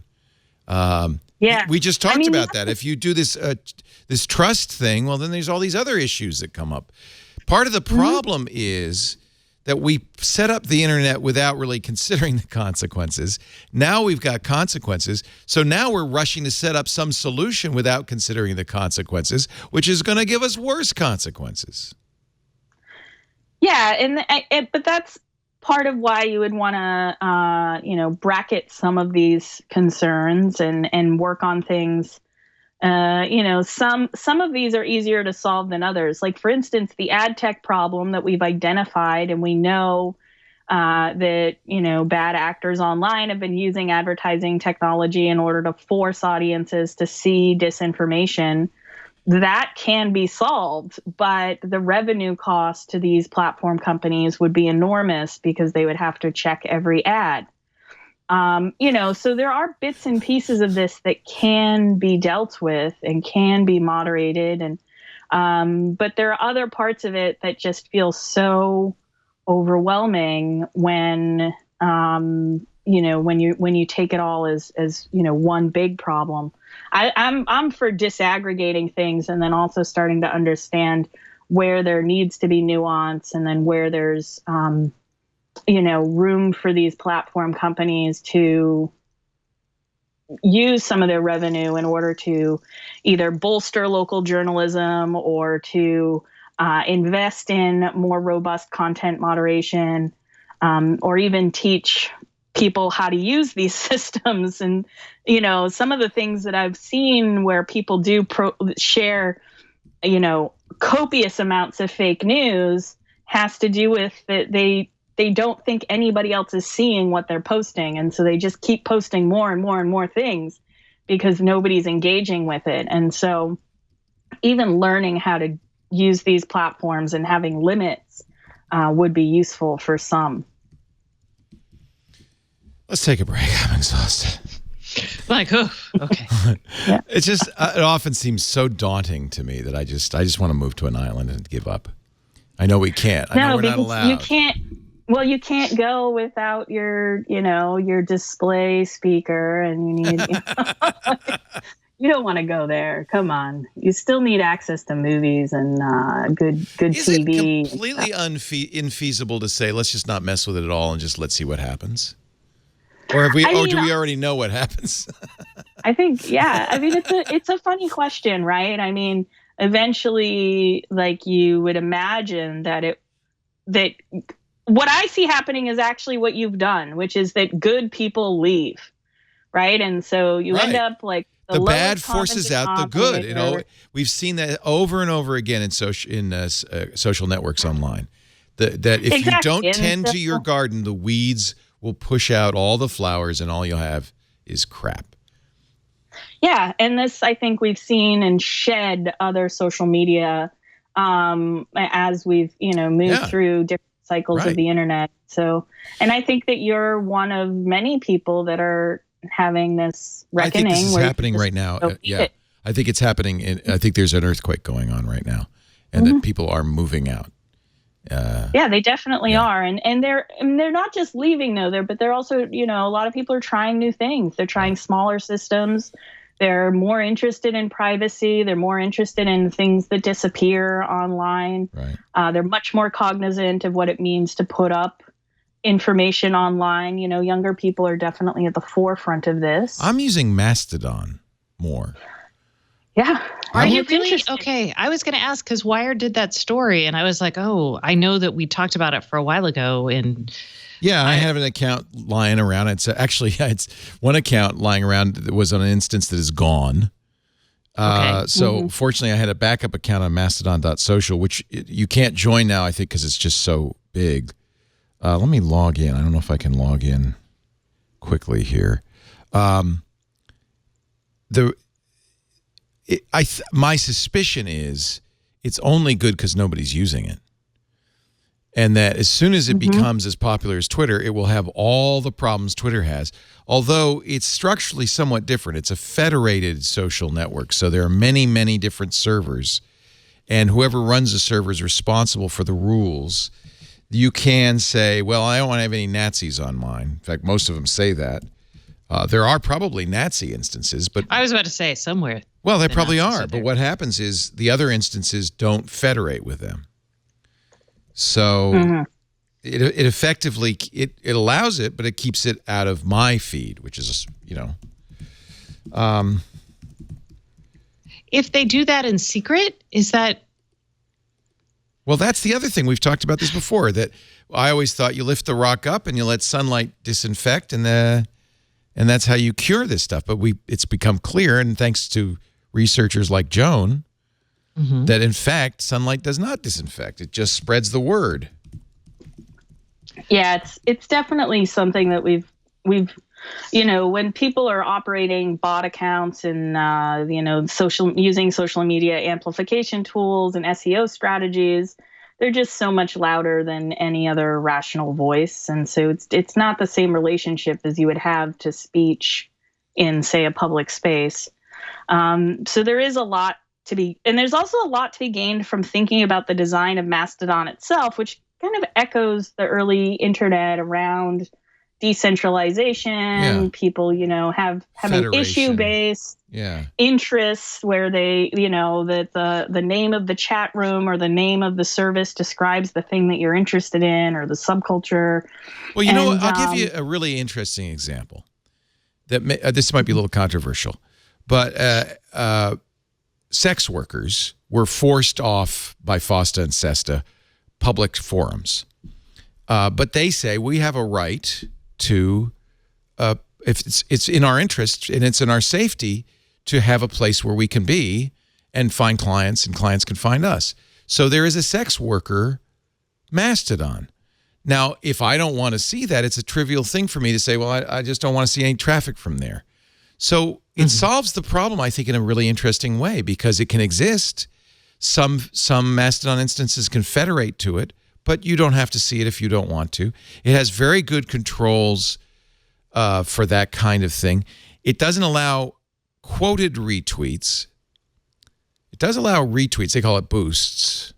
And I think retweets are part of the problem on Twitter because they amplify the outrage. I'm not, I think it's a really interesting experiment, because is it possible to design structurally something that will be less prone to the problems that Facebook and Twitter and others are prone to? Or does everything in the long run just become like Twitter? I don't know. If you look at it, it looks just like Twitter. So what you're seeing here, this is the instance I'm on. Or actually, no, this is my feed. So these are people I'm following. This is the instance I'm on the local timeline. So this is everything going on that server. What I don't have turned on, I'll turn it on briefly, is the federated timeline.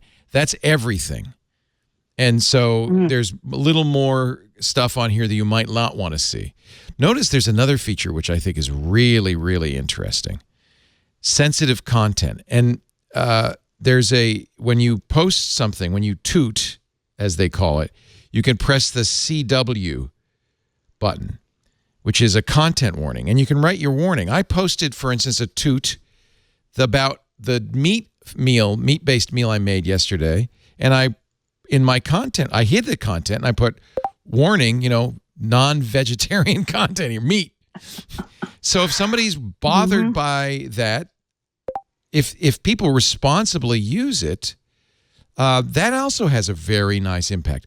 Do you feel that was a responsible use? I'm just curious. I think it was. I put cooking : meat, so that because I was going to talk about ways to cook an animal, and I wanted to be sensitive to the fact that some people may not want to see that. And there is right now, anyway, culturally in Mastodon, that kind of thing. People, if they talk about Twitter, for instance, that becomes a content warning. We're going to talk about bird site. If it's anything that could be triggering. I think that's really interesting. People are very thoughtful about the other people on there. And then because it's federated, the person who runs the instance really gets to set whatever rules they want. And there's also then that generates a culture, right, that one hopes persists. I don't know. I think it's we've talked about it before. It was very hot for a while. It's kind of gone down. Oddly enough, without much publicity, it's coming back now. And I think that what I sense is that's people fleeing Twitter. Yeah, and the other thing that's probably going to be the tail of the tape is how good the mobile app is and how much the mobile app can incorporate the user features that people want. Well, here's an interesting thing. Keep up with it. There is no official mobile app. There are many third-party mobile apps because it's got an API.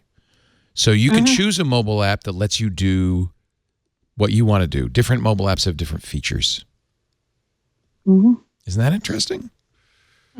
Yeah, I mean, this might be the wave of the future, right? I mean, around podcasts and things, it's been really helpful to have multiple different podcast apps to be able to run whatever way in which you want to download and sort your content. And so it might just be that you might use one instance, you might use one app for Mastodon for, your sex work channels. And then you've got another app running where you have other channels. There actually is the one I use on iOS, the app that I use on iOS has exactly that feature. Let me see what it's called. It's called TootDon. And you can say, I want to follow this instance. You can actually have a timeline that's just that instance. So if you wanted to follow Nazis specifically, you could. Yeah. And if you didn't want to, you wouldn't have to ever. You could block it. So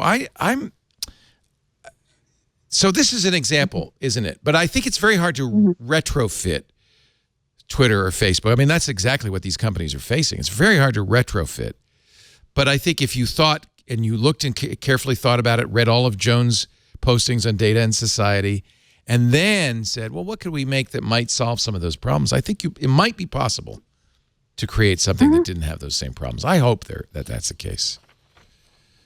Yeah, I think you're the best user, test case in this scenario because you know so much about how the things work, but also you're invested in having a stream of information that mirrors the way that you want to live in this world, right? And I do. There is valuable stuff in the sewage of Twitter, and I would love to get that over here. I despair on being able to create any sort of sewage treatment system on Twitter. That's not going to happen, right? They're trying. They're investing in the public health conversation, public or healthy conversations. Do you feel like they are? I mean, there's a lot of research being done. I'll be interested to see how it shows up in features. There's a lot of this talk about shadow banning and what that actually looks like. And you've seen some modifications to the replies so that replies that have certain words in them are hidden behind you have to click on this show me more button. So there's a sort of, there's a concerted attempt to change the interface. But I mean, so much of what is terrible is just stuff we already know about. Right. And so unless they're willing to not just moderate content, but also think about certain users differently or not treat celebrities badly, differently, then things could change. I was so sad when I read the New York Times editorial by the woman who was in Star Wars. I can't remember. Oh, yeah. And how she had to basically flee social media because she was so mistreated because she was an Asian woman. Yeah, I mean, the harassment online has been, at the same moment that we're seeing women really step into the fore of different industries, becoming CEOs, like stepping into male-dominated markets around gaming. We're seeing more and more harassment online. That's happening in public, right? It used to be you'd get harassed and show up in your email and maybe your voicemail would get attacked. But now it's just flagrant and it's so visible. And part of that is the strategy of letting other people know that follow that person, that the harassment is happening and that if they were to speak up, they would get harassed too. Yeah. And so, the public harassment and the public shaming is something that these platform companies, especially Twitter, need to act quickly, but also very decisively, right? And it would make people think twice if they thought they were going to lose their account forever or that it was going to be harder and harder for them to, stay online or, if there were cross-platform policies where you didn't just lose your Twitter account, maybe you lost your Medium account as well, or you lost your YouTube channel and you wouldn't keep on doing this. You wouldn't behave in this way. If you want to understand this a little better, read the New York Times opinion piece by Kelly Marie Tran. I won't be marginalized by online harassment. She talks about her experience She says, you might know, at the end, she says, you might know me as Kelly. I am the first woman of color to have a leading role in a Star Wars movie. I am the first Asian woman to appear on the cover of Vanity Fair. My real name is Loanne, and I am just getting started. And that's really what she's saying is, I'm not going to let this keep me down. Good for her. But the fact that she even has to say this is sad. It's sad. Do the platforms, are they in touch with you and Dana and reading what you're saying? I mean, are they open to what you have to say? Yeah, we have different researchers that have gone out, to myself included, to talk with product design people, policy people. Good. We often, if we do see a noxious problem, we don't wait to research it. We reach out directly to them and say, hey, we see this is happening. Hope you can see it too. And, what's interesting actually is the camaraderie around researchers within these companies and researchers that exist in my world, as well as other academics that are at, Harvard and Stanford, as well as UT Austin. For instance, the Social Science Research Council has a new initiative to help with Facebook recruiting university researchers to do research with this really big bucket of Facebook data that they're releasing through this Social Science Research Council that academics can then apply to do research on. So normally that kind of data is kept in-house, and the researchers at these companies will be the ones to analyze it. But we see more and more that these companies realize that they're not going to attract the talent and the rigor of academics that work in universities or work in research institutes like myself, because we don't want to design products. Our interests actually lie in understanding how these products influence elections, how they impact society. And so we do have quite a few different meetups and gatherings and to talk through these problems. But it's, from our vantage point, there are design decisions that can be made that haven't been made, that we would like for platform companies to implement. But ultimately, we do see that they reach out, they listen, and when we release reports, they definitely react and let us know what they understand about the report, and then they obviously always have questions. So that's been a different, the mood of that research has definitely changed over the last year. It used to be that they were taking interest in fake news and thinking about it more like a problem of spam and how do we get spam off of the websites, and then as it evolved into, this was a concerted effort by foreign media manipulators to manipulate elections.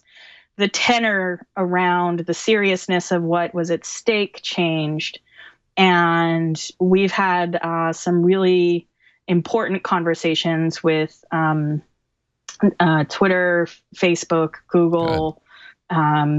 And so I, to be honest with you, I wouldn't stay in the field if I felt like we weren't getting somewhere. Good.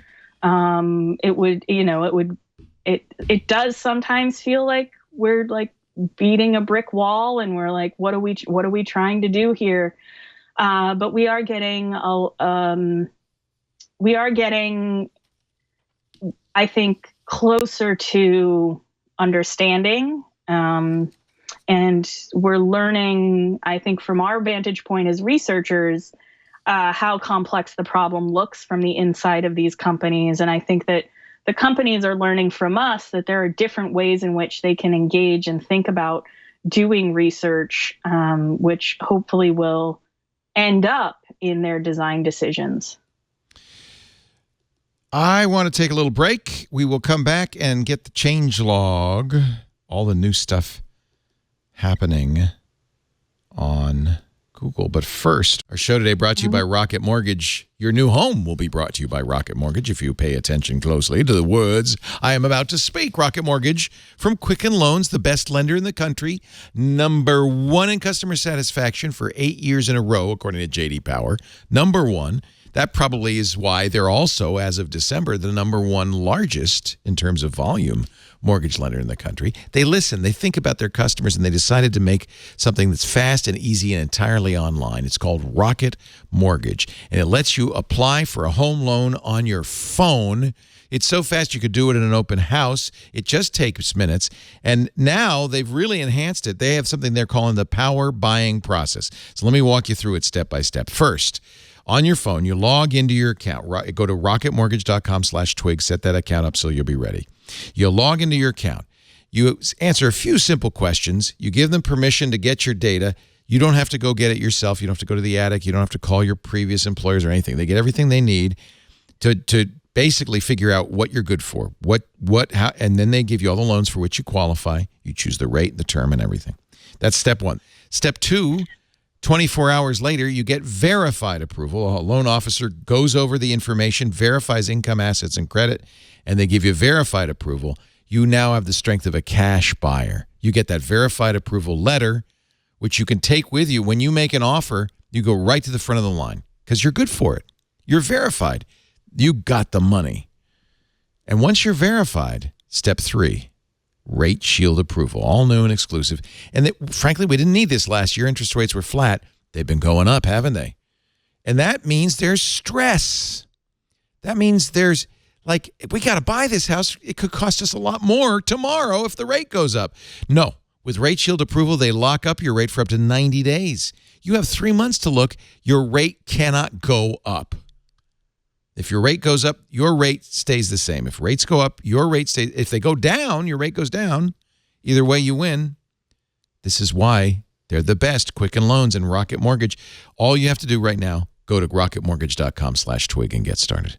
Rate shield approval is only valid on certain 30-year purchase transactions. Additional conditions or exclusions may apply based on Quicken Loans data in comparison to public data records. Equal housing lender, licensed in all 50 states, NMLSconsumeraccess.org, number 3030. You don't have to remember all that. Just remember this, rocketmortgage.com/twig. And we thank Quicken Loans and Rocket Mortgage for their support of This Week in Google. And now, get the bugles ready, Karsten, because it's time for the Google Changelog. The Google Changelog. You missed it. You demanded it. Back by popular demand. Leo's Salad. It's the Changelog. New stuff from Google. Interesting article in Google's keyword blog about new ways search is helping you. Imagine you're remodeling your kitchen. I think Stacey's always remodeling her kitchen. And you want to know about how quartz compares to granite. You could enter a search term, quartz vs granite, and it would give you these. This is a new search box. Look at this. Cost, benefits, weight, durability. When you search for something, you'll see a panel with a set of relevant subtopics to explore. Another example, if you search emergency fund, you'll get a quick view of information that relates to the recommended size, purpose, and importance of an emergency fund. Wait a minute, I got to try that. Emergency fund. No, maybe it's not on yet. Or maybe I just have Google set. Maybe somehow. You can't spell. Did I spell it wrong? No, you did. I frequently spell things wrong. I am terrible at spelling, and Google is constantly like, did you perhaps mean this? And I'm like, oh, yes, I did. The single biggest use of Google these days for me is spell check. This is a new feature in search, but that's not the only thing. Are you ready for some good news? Now you can ask your Google Home for good news. You say, Google, tell me something good. Mine doesn't work on that. Well, so I sad. think some of the things we talk about on the Changelog, we should give you a disclaimer. Some of the things mentioned on the Changelog are not available yet, but will be soon. So tell me something good. Tell me something good is a new experimental feature. Maybe that's why you don't get it. For assistant users in the U.S., it delivers your daily dose of good news. Just say, hey, Goog, tell me something good to receive a brief news summary about people who are solving problems for our communities and the world. It comes from the Solutions Journalism Network, a nonpartisan, nonprofit. So don't expect to hear things about, I don't know, Trump associates going to jail. It's not going to be in there. It's a nonpartisan, nonprofit dedicated to spreading the practice of solutions journalism. I didn't even know that was a practice. But if you feel bad, ask Google to tell you something good. I've been using the Apple Watch for some time with the activity rings. Now Google's doing it. The new Google Fit has, well, they're not rings. They're octagons, but it's the same idea. The activity rings, they don't have the stand ring, but they have move minutes and heart points. It's an all-new Google Fit, also on Android Wear, notice. Don't expect this on the iPhone. I don't know if you get these new features yet on the iPhone, but the Google Fit on Android and on the Android Wear. You get move minutes for all your activity. You get heart points when you get your heart pumping harder. So do some kickboxing. I think this is a good thing, yes? I guess so. I mean, I Android Wear was so crappy, I just went with Fitbit. Right. So, and I don't see myself going back to it anytime soon. And then, okay, I'm going to do a couple. What do you think, Stacey? Should the changelog include things that might be happening or are probably going to happen but haven't happened yet? Or should it only be things that are happening? For instance, have you seen the pictures of the new, let me see if I can find it, Pixel 3 XL in Russian? I think, so a changelog is actually things that have changed. So I think you should keep it that way. Oh, damn it. But we can talk about that outside of the changelog. Okay, I'll save that. They probably don't want me to mention the experimental podcast app Shortwave, because that's not out yet either. I'll save those for after the changelog. So a truncated, but I think sufficiently interesting Google changelog this week. Thank you, and God bless. So now we'll mention the Pixel 3. You use a Pixel 2, right, Stacey? I do. Yeah. The smaller, not the XL. So somebody in Russia has, this is an XL, obviously, and it's very similar, except, look, there's a notch. Oh, nuts. No one knows when this is going to come out. The rumor is October, but I have to tell you, with Pi out now, and all of these leaks of, packaged Pixel 3s, I wonder. Yeah, who were they sending these to? I don't know. How are they getting out into the world? That was and can I just tell you, Pi is confusing me. Is it? You don't like Pi? I used to get the weather. Now I don't get the weather. I actually followed this lovely blog post that told me all the ways I could get the weather, and I tried to troubleshoot that way. You're talking about the widget. There is no weather widget. It used to be a weather widget. There's a widget. So if you use the, let me turn up the brightness. I looked for the widget. If you use the default Pixel launcher at the top here, you get this changing, you can't really see it very well, can you? This changing widget. Mine says 6 minutes to home because it knows I'm almost done. No delays, moderate traffic. Then it gives me a little sun and 76 degrees. I can tap that and the weather pops up. Or if I text 6 minutes to home, it shows me the commute. Right. So my son went away. No. Your son went away? My son went away, and then it came back briefly. Well, no, it does. It went away again. That's what's confusing about this. It changes all the time. It doesn't give me any other information. Sometimes I get a calendar. Like if I had an appointment, it would show me a calendar. Yes, it does give me the calendars. Yeah, but you don't get the weather. I don't get the weather anymore. I used to get the weather, and I loved getting the weather. I love the weather, too. Why? And then the other thing is, I'm constantly putting my phone into Do Not Disturb, and when I use the nifty little keypad thing, the rocker to turn it off, it doesn't actually turn it off. I have to turn it off. I noticed there are a lot of people complaining because this old Do Not Disturb thing, you have to go here for that. The rocker, I never want to touch that. The rocker is just the 3 different states of the bell and the level of the media. If you touch the gear, you'll see more you'll get an idea of what you're getting. That's not Do Not Disturb. You have to go up here and turn that Do Not Disturb icon off or on still. Okay. How about the gestures? People have been complaining about this. Instead of the 3 buttons at the bottom, we now have a pill. Swipe up all the way. You get apps. Swipe up halfway. Oh, you have to turn the pill on. Oh. So let me help you turning on the pill. That's in settings. Why am I on this show again? No, I think I showed Jeff how to do this last week, but you were apparently asleep. It's possible.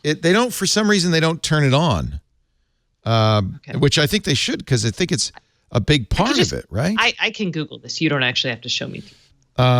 We have other things we can do. If you type in home in the search, you can, I don't know, screw it.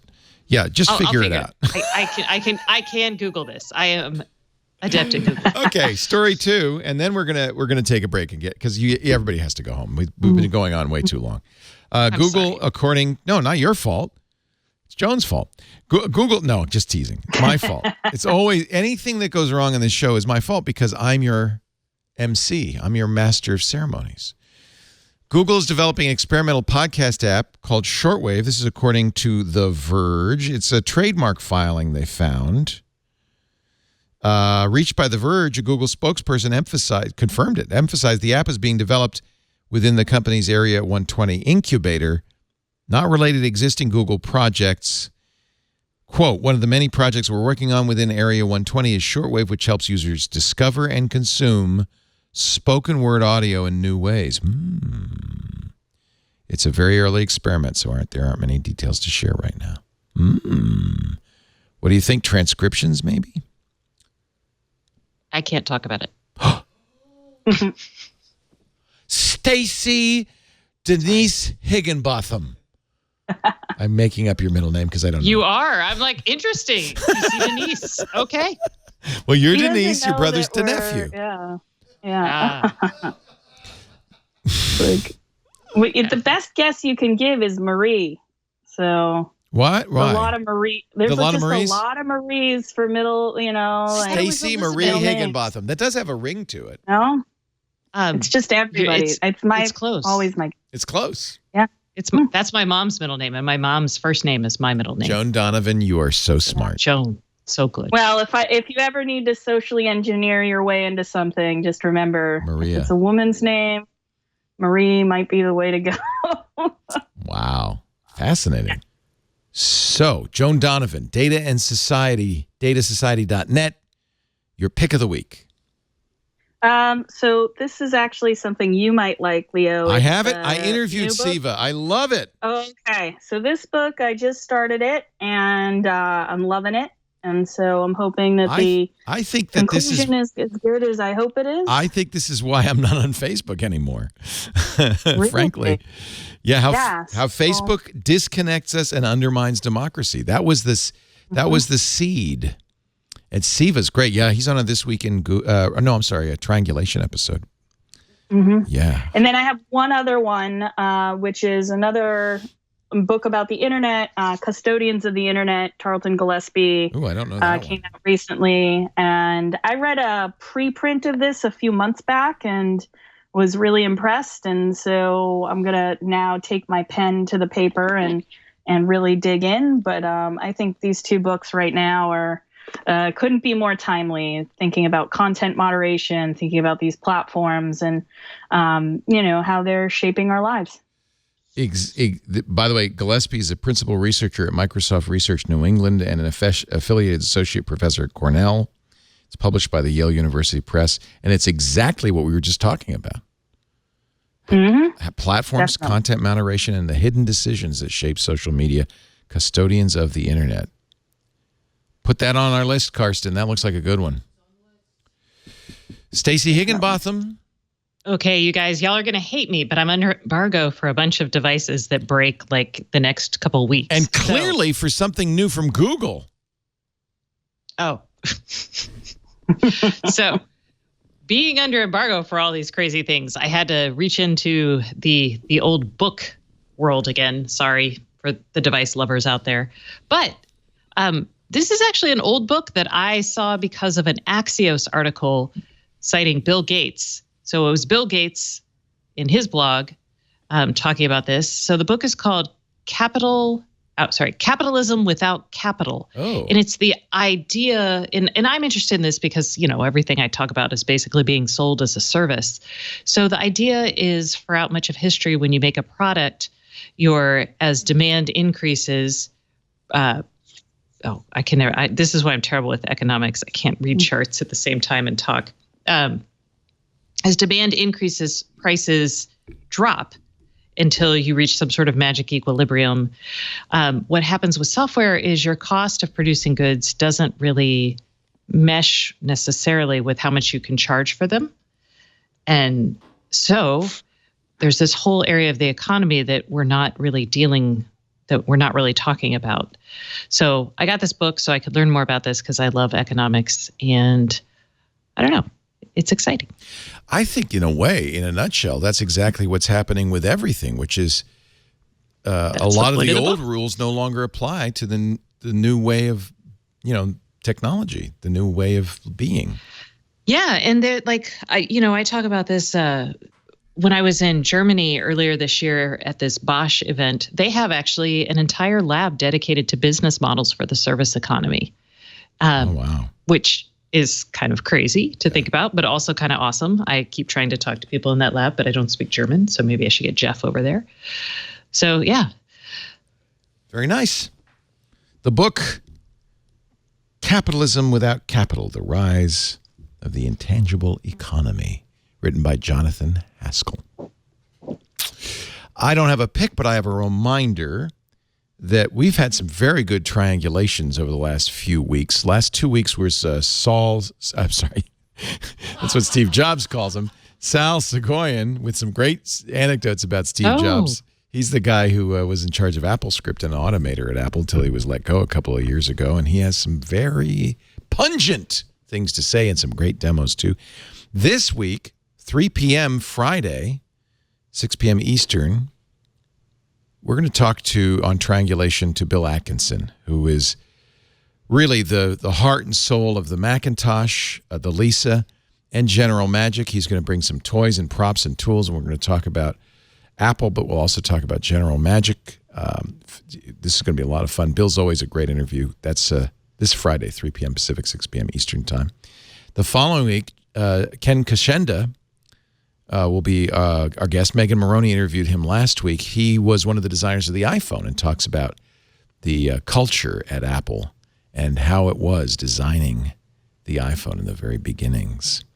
So we have some really good triangulations coming up, and those come out for download Friday afternoon. But you can watch us do it live, usually 3 p.m. Pacific time on Friday. Thank you, Stacey Higginbotham. Stacey on IoT.com. At the Giga Stacey on the Twitter still. I haven't listed my Twitter handle in years, so I guess I don't have to say anything. That's where, that's one of the best places to find me because I actually check that most every day. Whereas Facebook, I think you get an automated message that says, I'm not very good at Facebook. I do check it. I'm not on it like all the time. I've slowly been eliminating all ways of reaching me. I don't read email. I don't accept tweets. I don't want to talk to you, so don't try. Joan Donovan, I love talking to you. datasociety.net. She's a researcher there, and as you can tell, talks a lot about fake news, platforms, social media. It's always a pleasure. Anything you want to plug at Boston Joan on Twitter? No, just keep on the internet, and that's about it. Keep on the internet. Stay online. Keep it on. Keep on interneting. I'll toot you on Mastodon. I'll toot you. Now you made me a believer. I'm going to open it back up. I haven't been on Mastodon in a few months, but I think I need to try. I'd be really curious what you think about it. You're a good person, I think. You're a good person, Joan. Well, you're just a good person. Yeah, let's just leave it at that. Show's over. Show's over. Everyone. She's a good person. Thank you all for being here. We do This Week in Google every Wednesday, 1:30 Pacific, 4:30 Eastern, 20:30 UTC. You can watch us live at twit.tv/live. You can join us in the studio. Email tickets at twit.tv if you're going to be in Petaluma, California anytime soon. But do email us because sometimes I'm not here. Sometimes the door is locked. It's just a good idea to check ahead and make sure we're here. You can also listen on demand to anything or watch. We make audio and video of all our shows available at twit.tv. In this case, twit.tv/twig. The show comes out Wednesday afternoon after the live taping. Usually takes us an hour or two to get it out, maybe a little bit longer. You could subscribe, too. Just find your favorite podcaster. That way you don't have to worry, podcast application. You don't have to worry about schedules. It'll just appear on your phone when it's ready, and you'll be able to listen the minute it's available. Thank you so much for being here, and I'll see you next time on This Week in Google. Bye-bye.